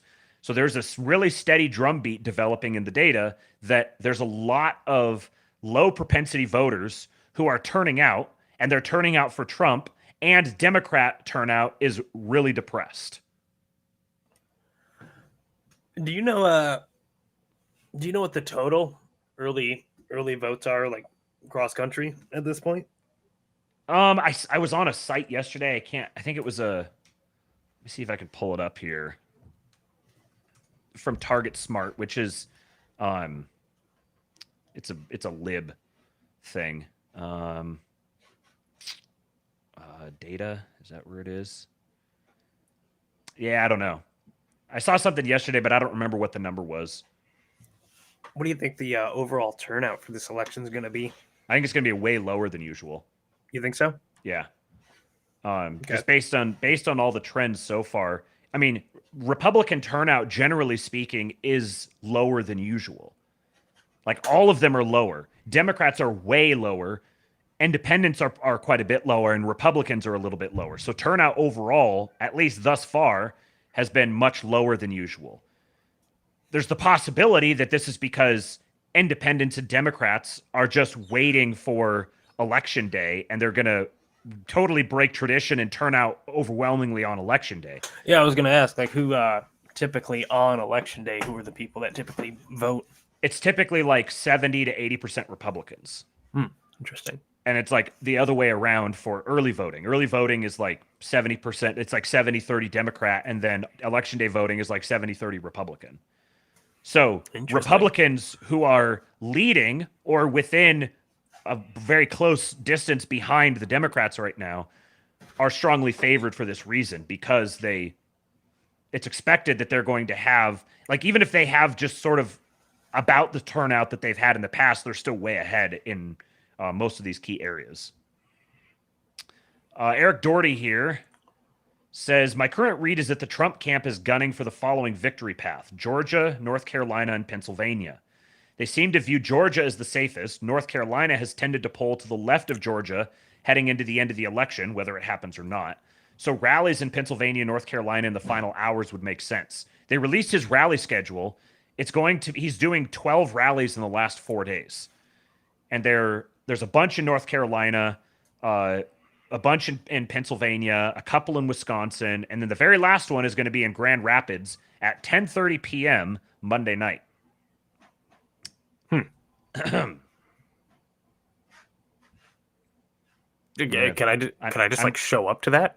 Yeah. Huh. Yeah. Just show up. It's going to be the last rally that Trump has ever done, that Trump will ever do. He will never have another presidential rally. Now maybe he'll campaign for Vance or something, but you get to see the very last one. I don't know, man. That's still getting me to get up and at 10:30 at night. Yeah, and drive to Grandpa. freaking Grand Rapids. Like Grand Rapids is it's like an hour and 15 minutes away from me. At 10:30 at night, I go to bed at 8. It's for history. About? You can tell be a Mark. part of history. Tell Mark. I'll send Mark Metz over there. He lives in Grand Rapids. You could live vicariously through him. Yeah. So this is what he's saying here. So if Trump takes Georgia, North Carolina, and Pennsylvania, then he doesn't even need Nevada, Arizona, Wisconsin, or Michigan.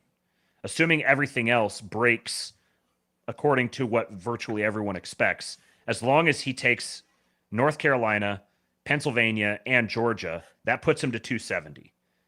And recently, New Hampshire has gone to toss-up status with most of the major pollers. And even New Jersey is starting to get reddish. I think so far, the last thing I saw is that so far, Republicans are straight up leading in New Jersey in early voting. Now, it would be very surprising if Trump actually won New Jersey, but like that's how things are trending. So this is, and I think he's Mark's right. going to be there. Well, look at that. I guess I'll have to get the in-person reports from someone other than you then. Yeah. Now, this is a very funny thing for the Harris campaign to say.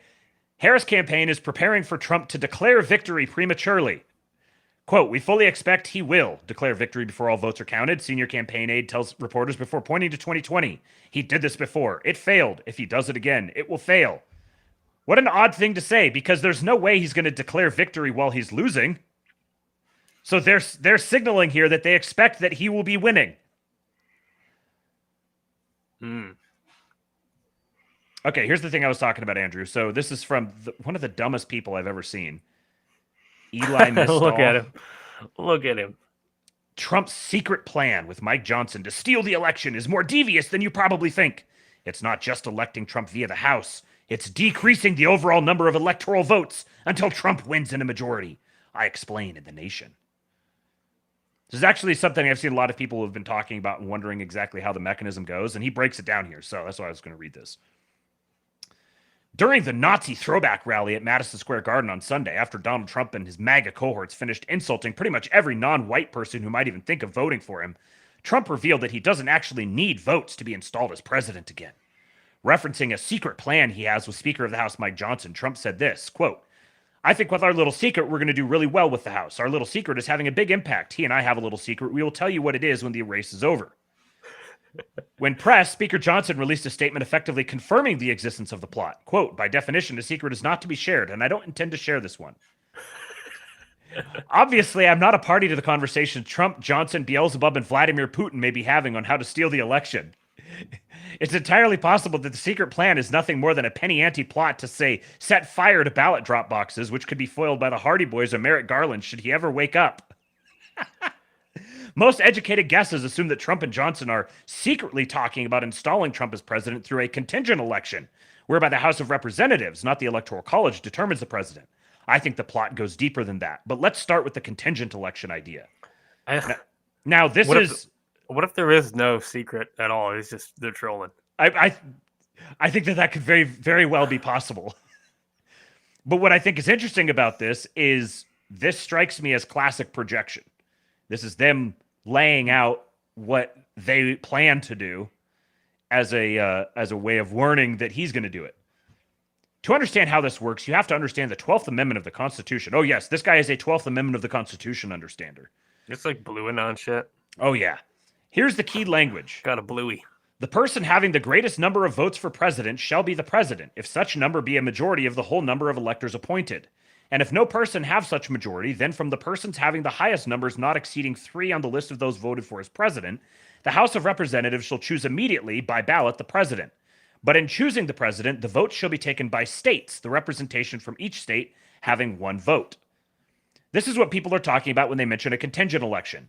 What the amendment means is that if no candidate wins a majority of the Electoral College, the House gets to decide who the president is. The key here is that the process is based not on a vote of the full House, but a vote of House delegations, with each state getting an equal vote. Currently, Republicans control 26 of the 50 House delegations, meaning they could hand Trump the presidency in a contingent election scenario.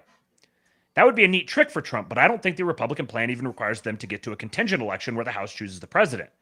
I think the plan is to steal the Electoral College outright by getting states Trump loses to refuse to certify the results of their election. That's because the 12th Amendment provides that the president is the person who wins the majority of the, quote, whole number of electors appointed. That whole number is supposed to be 538. But one potential reading of the amendment is that Trump doesn't have to win 270 Electoral College votes, but just a majority of however many electors show up. Trump's goal, I believe, is to decrease the number of electors appointed until he wins. This reading is untested. Nobody has yet tried to win an election with fewer than a majority of the Electoral College votes by decreasing the overall number of electors appointed after the election.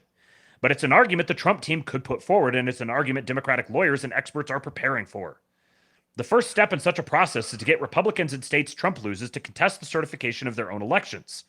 In 2020, Trump and his team illegally tried to get slates of alternate electors submitted in states where Republicans controlled the state legislatures. They could try that again, but for this scheme to work, they don't even have to get fake electors submitted, but just to convince Republican state legislatures or Republican governors not to submit their valid slates of electors before statutorily imposed deadlines. All slates of electors are supposed to be certified by December 11. Those electors are then supposed to vote and submit the results by December 25. What this means is that Republicans just have to delay long enough to pass those deadlines. They don't have to win, they just have to stall. There are currently 27 states with Republican state legislatures, including Arizona, Florida, Georgia, North Carolina, and Wisconsin. There are currently 26 Republican governors running states like Florida, Georgia, Nevada, and Virginia. If some of these people are able to delay certification past the deadline, the whole number of electors appointed would be diminished, lowering the number of electors Trump would need to hold a majority. In 2022, Congress passed the Electoral Count Reform Act. This is the only thing our government actually did to address the failed coup attempt launched by Trump after the 2020 election. Its most important provisions essentially provide a legal fast track for election certification challenges, which would take these disputes out of partisan legislatures and meandering state courts and put them in front of federal judges. This might sound comforting, but it shouldn't. Putting any of these challenges in front of federal judges sets them on a collision course with the Republican-controlled Supreme Court. As John Roberts and his cabal of anti-democratic goons and their wives have repeatedly shown this year, the Supreme Court is willing to do Trump's dirty work. In 2020, the Supreme Court rejected almost all of Trump's various nonsensical claims to overturn that election. But I wouldn't be so sure they'll do so again, especially because this time the Trump people will not necessarily be asking the court to overturn the results of a state's election. They'll just be asking them to delay certification of those results until some later date. In addition to ruling for the Trumpers outright, the court could simply delay hearing the case for as long as the delay is helpful for Trump. The Supreme Court can put its thumb on the scale for Trump simply by pretending to stay out of it and allowing the process to play itself out. If enough states refuse to certify the results of the election and submit a slate of electors with the Supreme Court's blessing, the math is not actually hard for Trump. Let's say Vice President Kamala Harris wins the bare majority of Electoral College votes necessary, 270. But the Republican legislature in Wisconsin refuses to submit the state's 10 electors by the deadline. In this scenario, the new total number of electors becomes 528, not 538. And Trump only needs 264 electoral votes to win. If you take Wisconsin and Nevada's 6 electors out of the mix, Trump needs only 262 electoral votes to win. He'll likely achieve those numbers without having to win one of the blue wall states. This is so crazy. Like, the more you read, each paragraph is like, if this happens, and then the next paragraph, and then if this happens, and then if this happens, there's like We're like 10 ifs in now. Yeah, right. It's becoming like statistically impossible. But I think that this is maybe one of the approaches that they might be trying to build up on their end. Because if they can, like, if Trump is on the cusp of taking over some of these states, some of these what would be expected to be blue states, if they can drag out some of this stuff and they can drag out the lawfare long enough, then it could start coming into this like picking off states, like pulling them off, and that's where it starts devolving into chaos. This is where Speaker Johnson becomes critical to the whole secret plan. In 2020, Nancy Pelosi was Speaker of the House. If states had tried to get cute and not submit their electors by the December 11 deadline, Pelosi would have just extended the deadline. But Speaker Johnson surely won't. If electors are not submitted by December 11th, he'll likely declare the process over and say that the electors appointed by that date are the only ones allowed to vote for president. Crucially, Johnson could do this even if Republicans lose the House and Johnson is removed from power. The new House isn't sworn in until January 3. As the violent MAGA people in your family already know, what the fuck? January 6 is when the House certifies the results of the Electoral College, but that is just a ceremonial day. By the time we get to January 6, the electors are supposed to have voted. December 11 is the deadline for appointing electors, December 25 the deadline for voting. Mike Johnson will still be in charge on both of those days. Preventing this scenario requires Republicans to act in good faith and certify the results of elections that go against their guy. Unfortunately, we cannot be sure that Republicans of good faith still exist, and we certainly can't assume that they exist in key battleground states or on the Supreme Court. And then he just continues to rant and rave. Yeah, it keeps going on. How do you know? Yeah, like, okay, to be able to come up with this, that goofy dude has to actually know a fair amount about how this shit works to be able to come up with like some wild contingency that's like 10 ifs deep. My guess is that he probably is just a mouthpiece for, like he said, that this is what Democrat strategists are preparing for. Well, what it is, I think, is Democrat strategists are preparing for trying to pull out the stops and do all of this in their own way to try to obstruct certification of any of these states themselves because it's going to go against them. I think that's what they're preparing for. Yeah, that's one of the ways that they're trying to lawfare it into somehow giving Kamala the ability to try to lock herself in the White House or something. But I mean, let's say they manage to pull out all the stops. At this point, okay. I don't know. Like, okay, if they pulled out all the stops and they basically just installed Kamala, and that's obvious to everybody that that's what they did. I don't know that things get violent. Maybe they do, probably not, but certainly nobody is going to take, there's no legitimacy left for any of this. Everyone's like, okay, yeah, this is all fake. Right, yeah. So I don't know how that serves their interests. Yeah, they're not going to, long term. Think about all these different businessmen and politicians in foreign countries and stuff who are already talking to Trump about starting to negotiate on various things, like Tim Cook trying to get he's got a $16 billion fine from the EU. And he goes to Trump and he's like, hey, can we do something about this? Like those sorts of things, you're not going to get those sort of things resolved with a Kamala administration. What if everyone just let's say she's installed. What if everyone just the whole world, everyone's just yeah, okay. And then they just Trump, just runs out of, he runs the country out of Mar-a-Lago and everyone's like, no, that guy's the president. We're just going to deal with him. Yeah, right. Yeah. I think I just cannot wait to watch all this happen. There's so many different ways that it could go. And I'm glad that we get to live in such a fun time. You going to be able to sleep on election night? Oh, no. I'm actually going to be joining the Old Glory Club for their live stream. They're going to be going late into the night, and I plan on being there for a long time. So cool. That'll be the place to be. Okay. I got another banger hype video.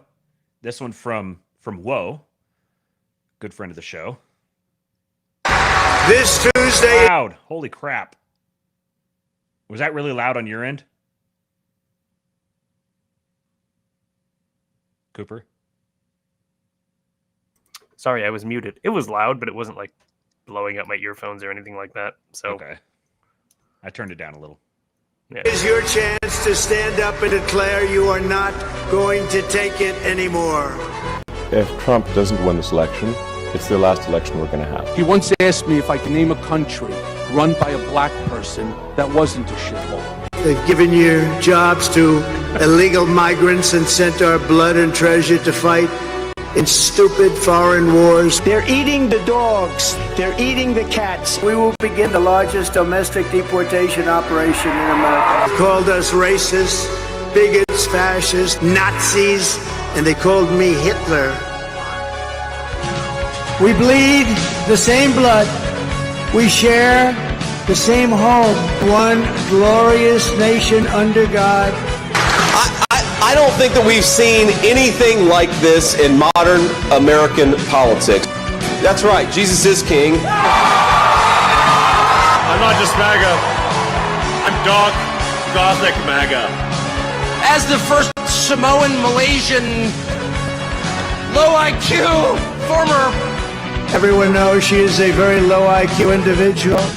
No, it's genetics, I believe. You know, I'm a big Genetics is a big factor. I may never wear a blue jacket again. I may go. We're done with their hoaxing, lying, cheating, scheming. Get out and vote. Massive crushing victory.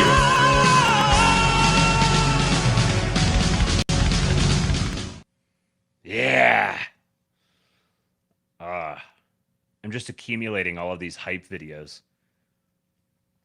Okay, we're down to the last They're effective. window. Yeah, they are. I've got, first thing here is a really kind of amusingly awkward moment with Mr. Buttgag here with this Hassan dude. Yeah. This is very, very odd. This is a very, very strange interaction. Let me know what you guys think of it. You've overseen some pretty big, incredible projects. And I feel like you're trying to use the government to do big things. Is this correct? Yeah. Okay. I mean, small things too that are good, but great things. Yeah. Big, great things. You're trying to do great things again. So if I'm hearing this right, this infrastructure bill is trying to make America great again.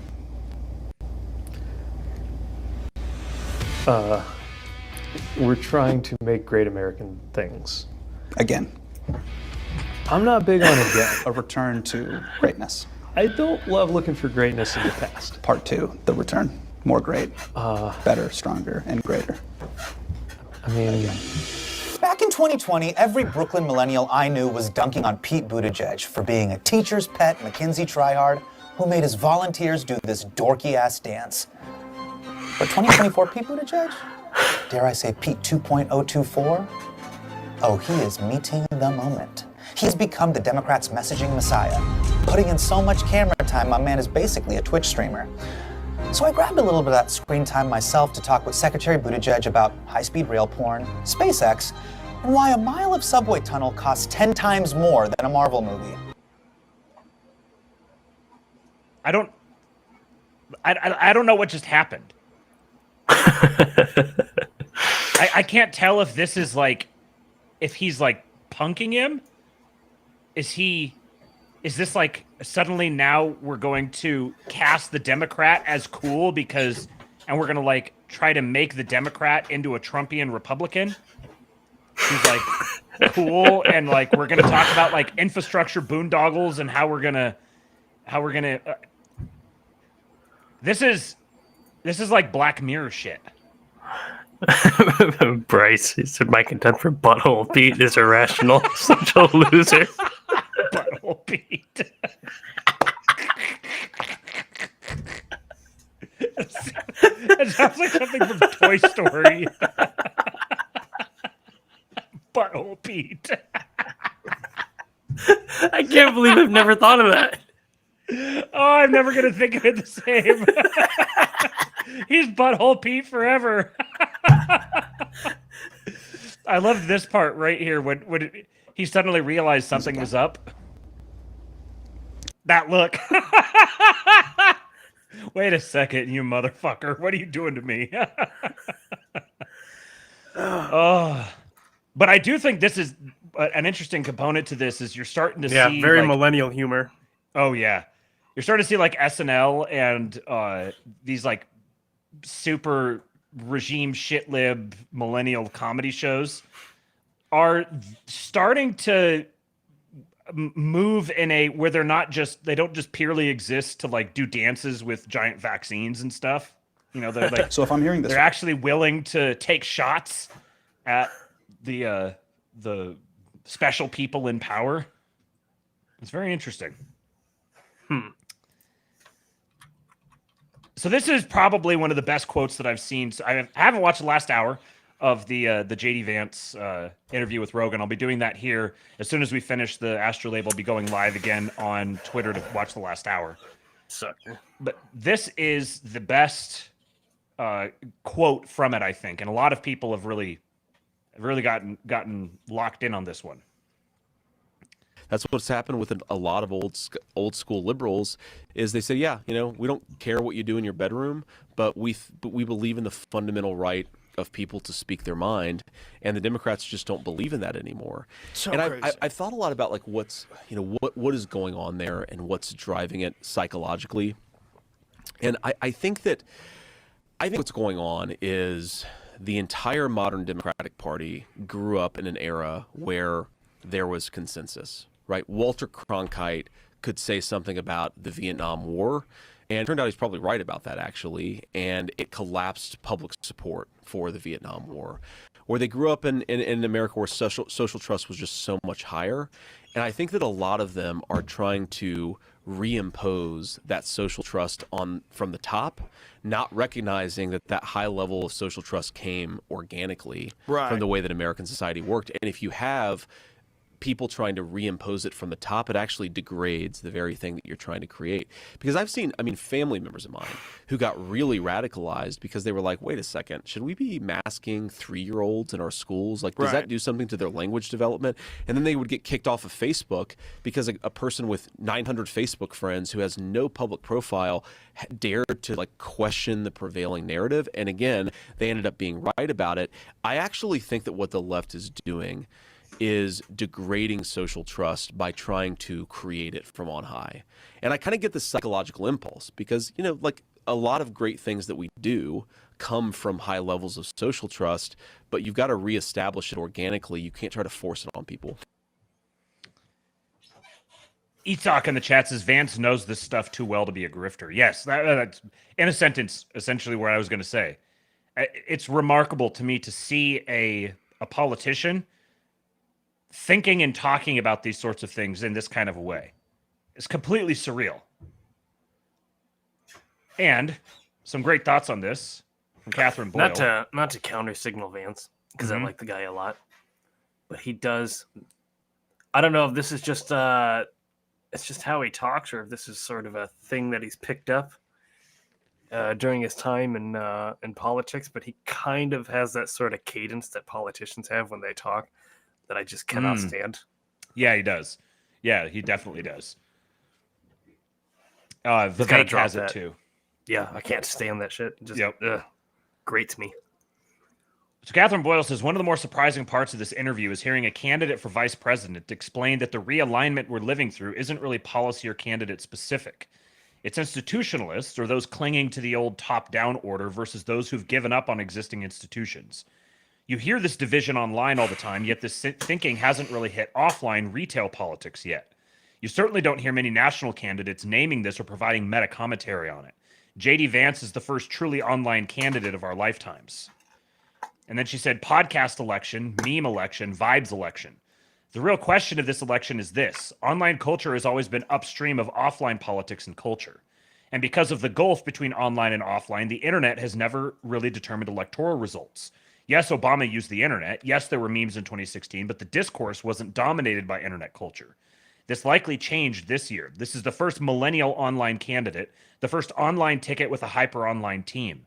Americans are more online than they've ever been before, and the culture travels faster to the mainstream. The question is whether online and offline culture have finally merged in electoral politics. And if so, this is a truly historic election. And then Mark Andreessen said the top-down order is collapsing in plain view now. This realignment is just starting.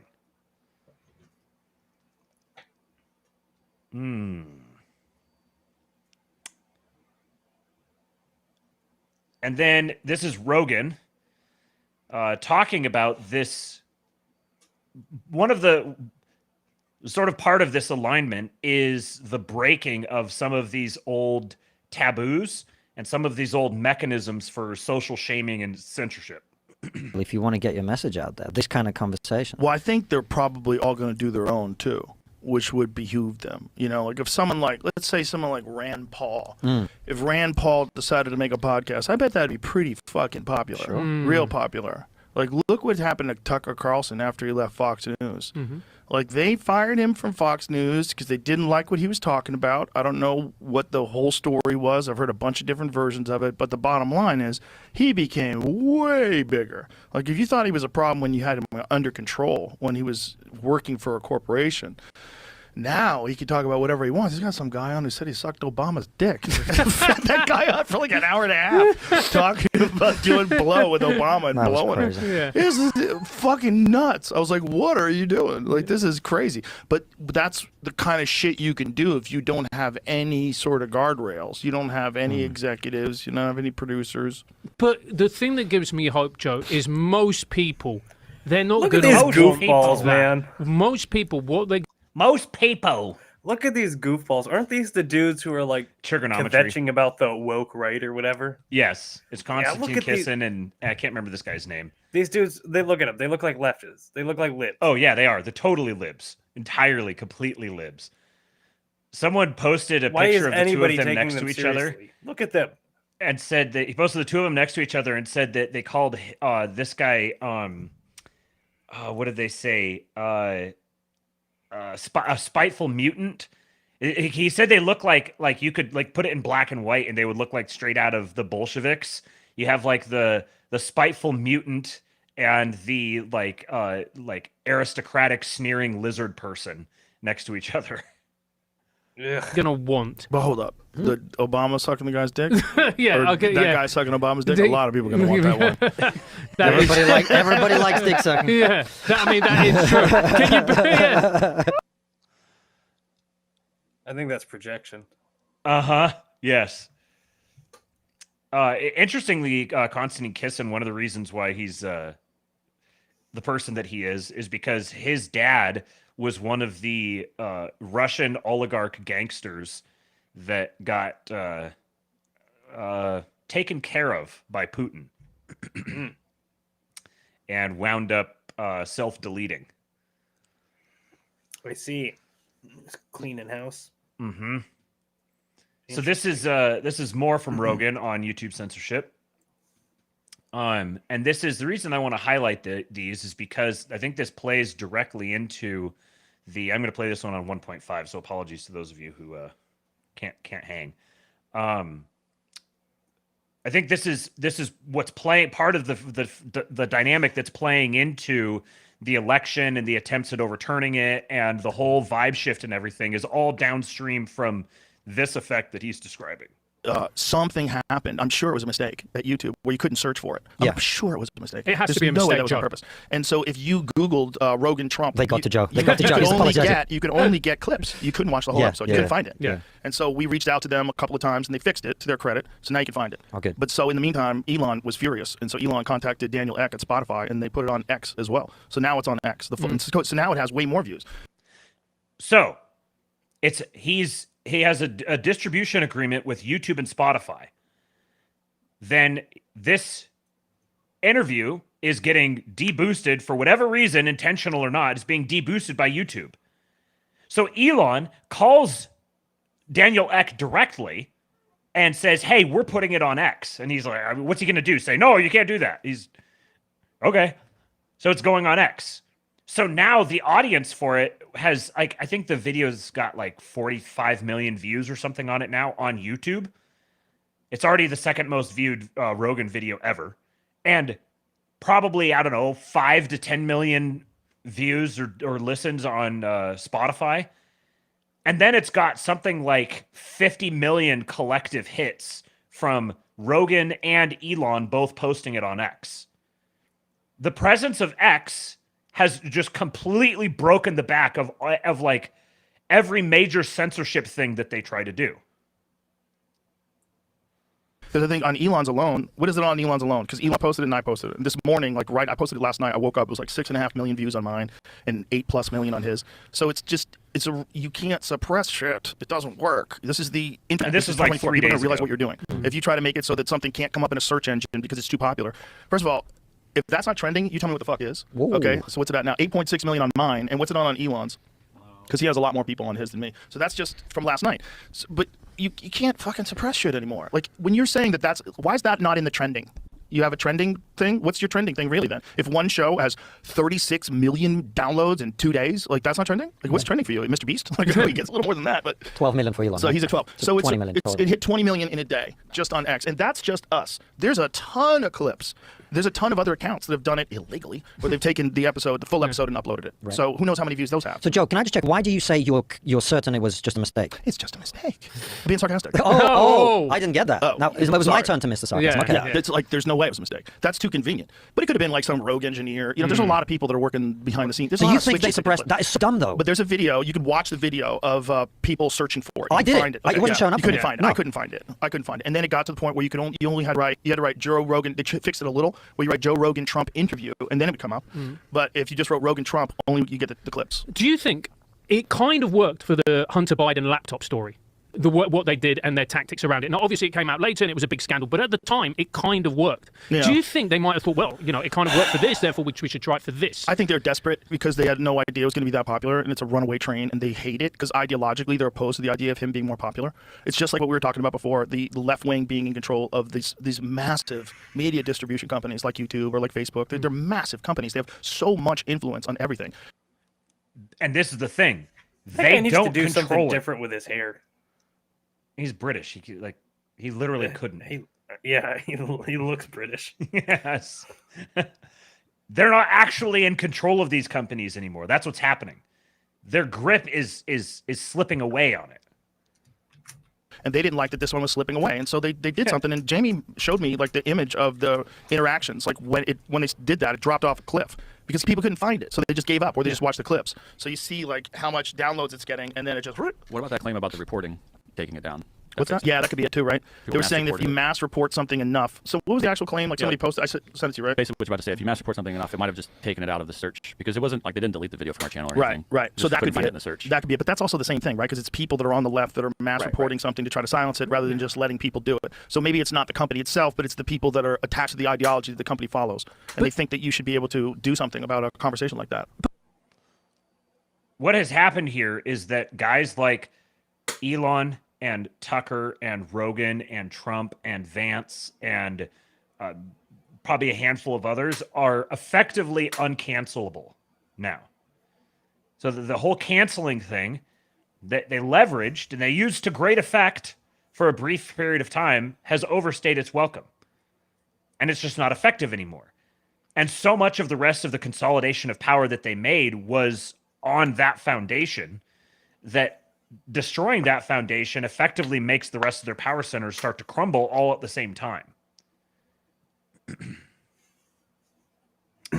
Lomez said, my outside prediction is that when Trump wins, there's going to be a preference cascade where mainstream advertisers return to X and popular conservative media en masse.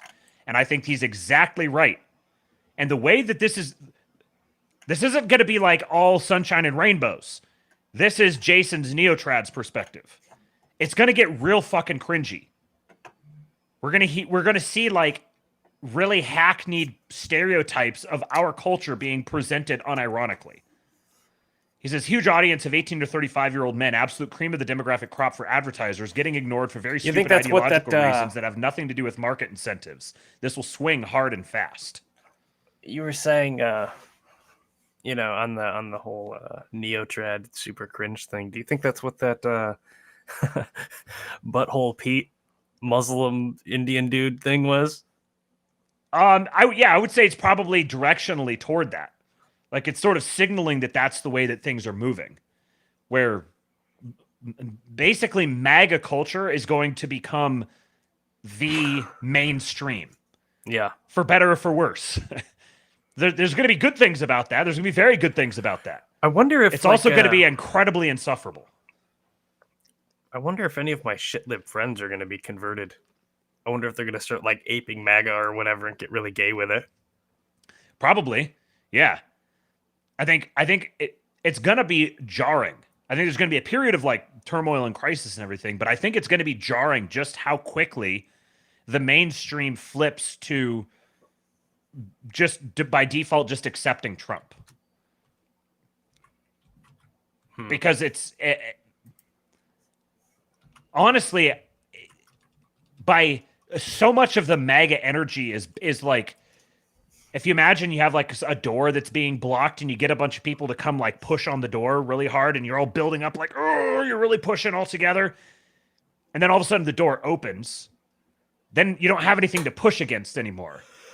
And so then you kind of have to like how do you rally all that oomph together again? What are you rallying against? If you take that away, it's actually going to be like, that's actually a way to kind of take the steam out of the like the momentum of the movement. You kind of neuter it by normalizing it. He says, introduces big investment opportunity for conservative media properties before the wave hits. Massively undervalued market because of the current advertiser embargo. Interesting. He referred to this back here. He said, for what it's worth, my impression on the ground is that the woke fever is breaking among the soft middle for two main reasons. One, it's very obviously built on lies and delusions and therefore unsustainable for anyone not personally invested in it. And two, the funding and infrastructure for its shock troops has dried up, so the implicit threat of violence or social censure that initially disciplined the soft middle is no longer in play. The soft middle can now defect without consequences. Man, I so hope that shit is over. The reason this like, embargo okay, maybe. Right. Sorry, I keep interrupting you. You're good. Yeah, maybe it's all gonna be super cringe and shit like that. But honestly, like, I would take cringe over like teenagers and adolescents like cutting their breasts off and shit. You know? I'll take cringe. Yeah, for sure. The reason this embargo exists is because woke militants were able to credibly signal disciplinary punishment for companies that defected. But people and companies are learning that you can just ignore them. All bark, no bite. These threats are empty. Their new adaptation for enforcement is recasting the language of woke under the rubric of disinformation. Still some resources behind this, much of it from the state itself, but this can be dealt with through political power. Again, if Trump wins, Republicans need to be ruthless. Crush these people and these organizations. Absolutely flatten them. Lawfare them into submission. Kill the three-letter programs funding them. Fire everyone involved. This can be done.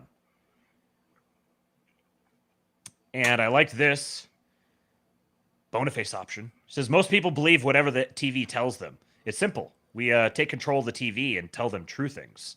Boniface? Mm-hmm. Boniface? Boniface. Is that what I said? You said Boniface. Oh, well, Bonyface. Yeah, Bonyface. I fully endorse this message. Let's take control of the TV and tell them true things. Or other mediums. Let's see. Like radio or something like that. Yeah, imagine that. Imagine a radio station. That would be pretty cool.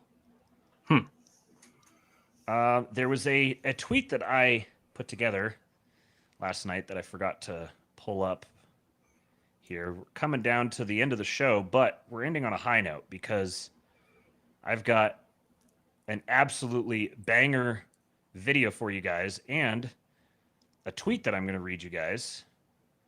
But I tweeted too much today, so I've got to try to scroll down and find it. Here it is.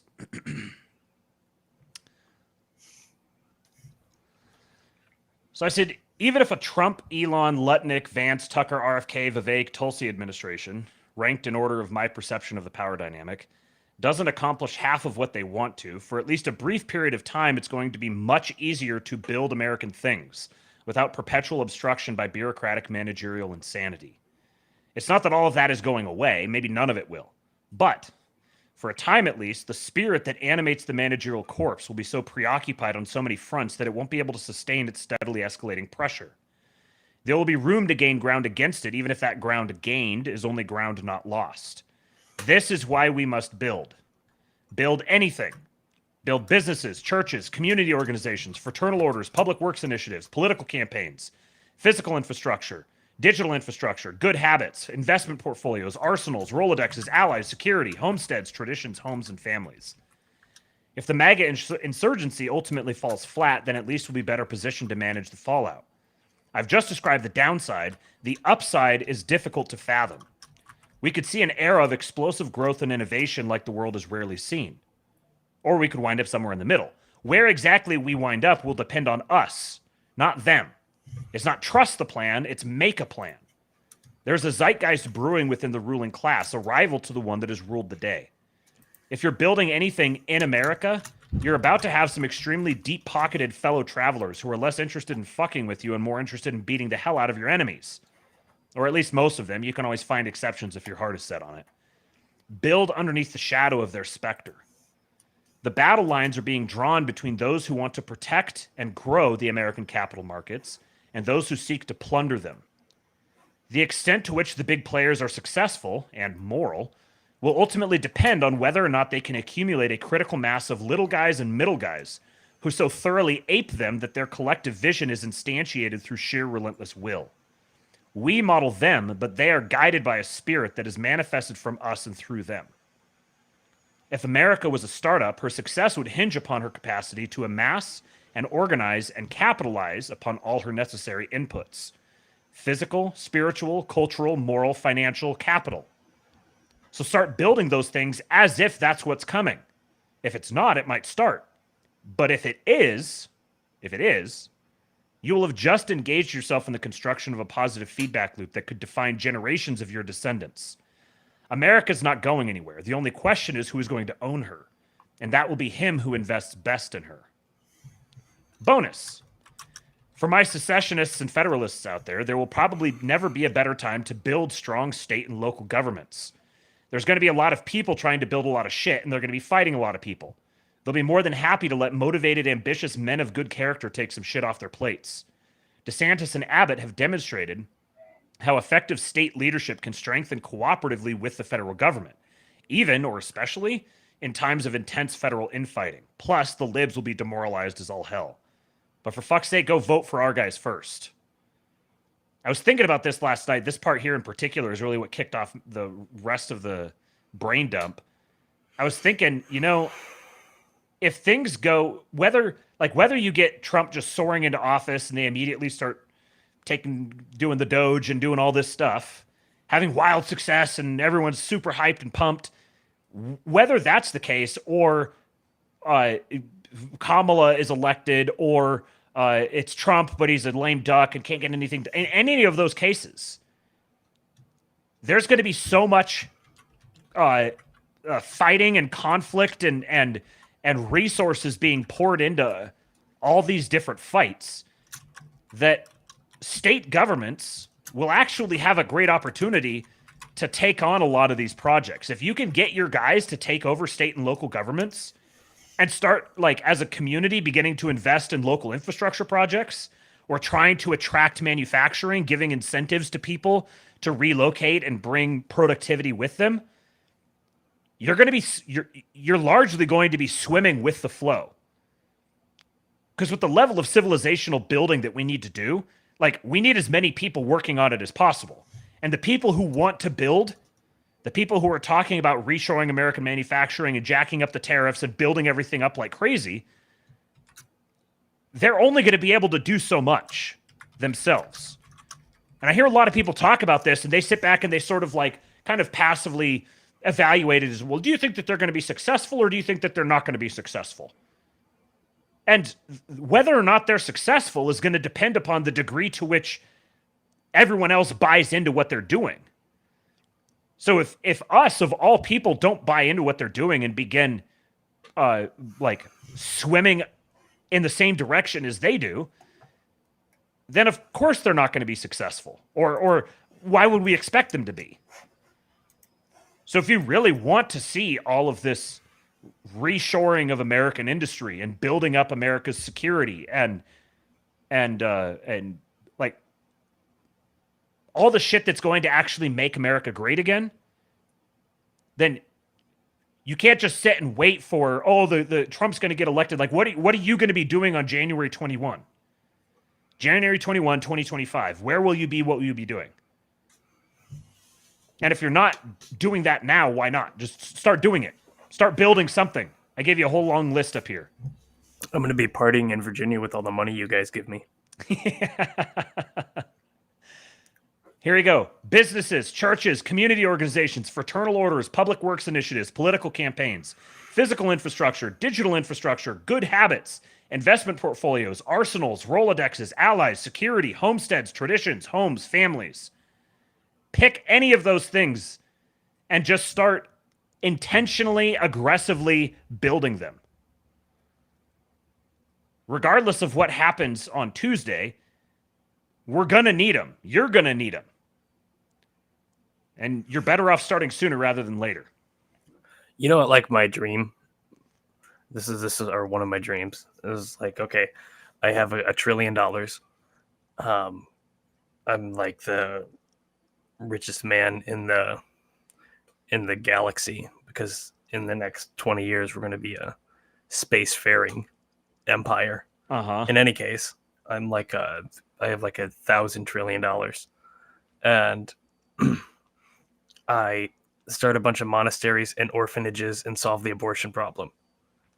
We just take all your kids. Like, don't kill it. We'll just give it to us. And let the nuns and the monks raise them and teach them. Hell yeah. That's That'd be right. cool. That's what I'm talking about. All right. Very last thing I've got for you guys today before I jump over to Twitter to do the finish up the JD Vance Joe Rogan conversation.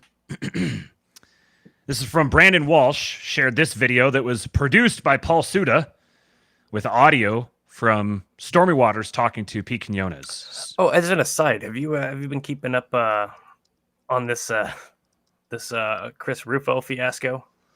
Oh yes, yeah. I tweeted about it a little bit today. I wasn't going to get into it in today's show. I was going to see if it was people were still talking about it on Monday and maybe talk about it then.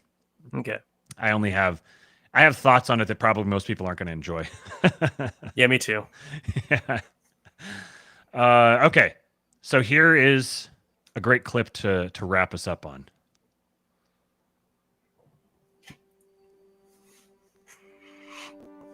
We need to be better because we used to be better.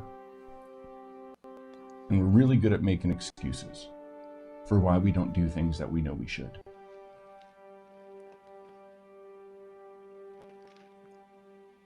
We need to hold our elite to a higher standard, because if you have $50 billion, it's not about you anymore. We live in the house built for us by better men. But when we compare ourselves to them, these men, our elites don't stack up that great.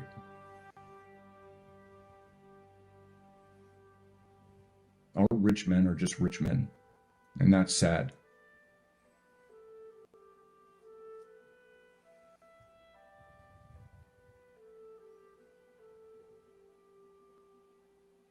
I want them to look at these men for inspiration to do something different. And I bet you America, in the state it is now, if you look at how it's embraced Donald Trump, we are desperate for nobility.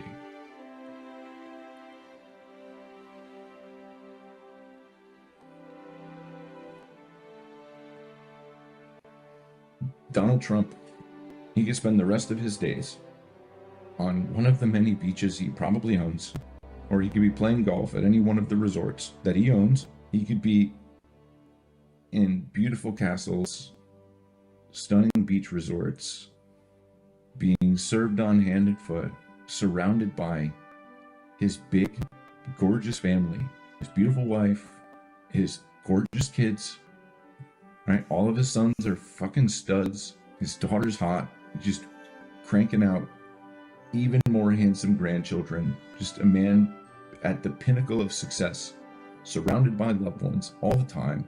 And not only is he risking all of that, as he put all of that on the line, but not just him, Because not only will Donald Trump be destroyed and everything stripped away from him, they'll destroy his kids too. They'll probably destroy his grandkids. They may not throw them in jail like they would him, but they will strip away every single bit of inheritance they would have gotten. Every dollar, all the legacy. I can't even imagine what Donald Trump's kids would be like if he lost. Like what their life would be like. The regime is sadistic.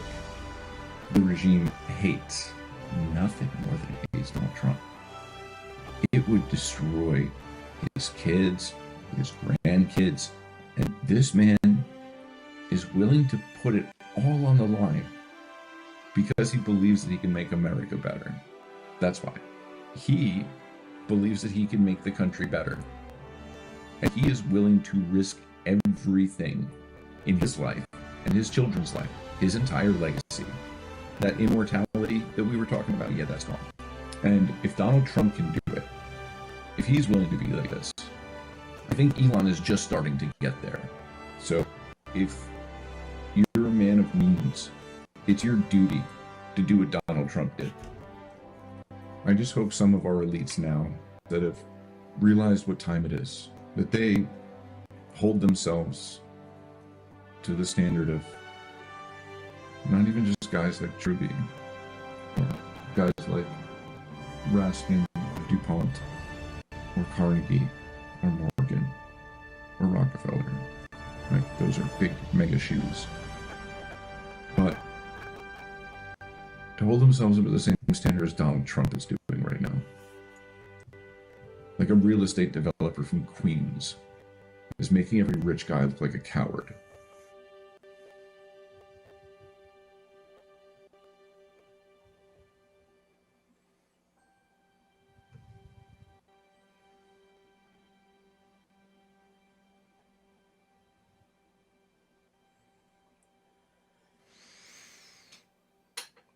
It's the content is very good. Does kind of make me want to go to sleep as far as like the voice. Yeah, that's Stormy's voice for you. Yeah, I know. We need to be better because we used to be better. I wanted to address something that Austin said down here. He said, when Trump wins and things start getting better and people start accepting it, do you think we're going to go into a new roaring 20s before we have a crash much later than expected? I think this is entirely possible. I don't think it's out of the question. There's a nice little echo from the 1920s. We have a great time of crisis. You could think of it as almost like we're coming out of World War I right now and entering into a new roaring 20s. That's entirely on the table. It's entirely plausible. But it's not going to just happen. It's going to happen because we make it happen. Not just us. It's going to take a lot of people to make it happen. And for a lot of people, for some people, the roaring 20s wasn't the roaring 20s. For some people, it sucked. You know, they were poor, they got sick, they died, they got murdered, you know, whatever. Like, there isn't like a one unified experience for everyone. But we can have a roaring 20s experience ourselves. It's potentially there. But we can't just sit and wait for it to happen and hope somebody else creates it for us. The only way we can, the one way we're sure not to get it is if we just sit and wait for somebody else to create it for us. But the opportunities are opening up for us to actually play a role in creating that, and there are wealthy, powerful people who want to create something like that.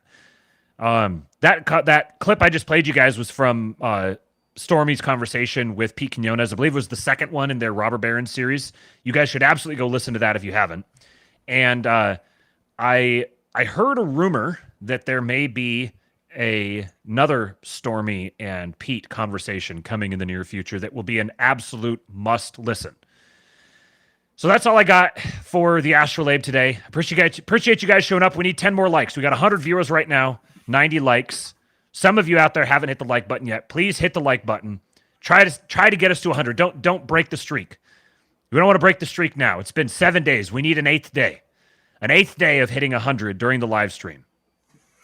As soon as I play Hulk for you guys, I'm going to be quickly setting up the stream. I'm actually gonna run pee, and then I'm gonna quickly set up the stream, and I'll be going live over on X at Real King Pilled and watching the last hour of the JD Vance Joe Rogan stream. I got through the first two plus hours yesterday. I'll be finishing it up. So if you're on Twitter, if you're not on Twitter, either way, if you're not, you should go get on Twitter at Real King Pilled. Go follow me and be prepared for the stream to go live. So until then, we're at 93. Are we going to make it? Are we going to make it? Hit the like button, please. Please. What'll I do if the streak breaks? Yeah, don't beg. That's Will I have to just quit? Maybe I'll just have to do the stream even later. I'll do the stream at like 8 p.m. Oh, we got towers. Yes, build your towers, folks. All right. I give you guys Hulk. They're my hero. And they tried to kill the next president of the United States. Enough was enough. And I said, let Trumpomania run wild, brother. Let Trumpomania rule again. Let Trumpomania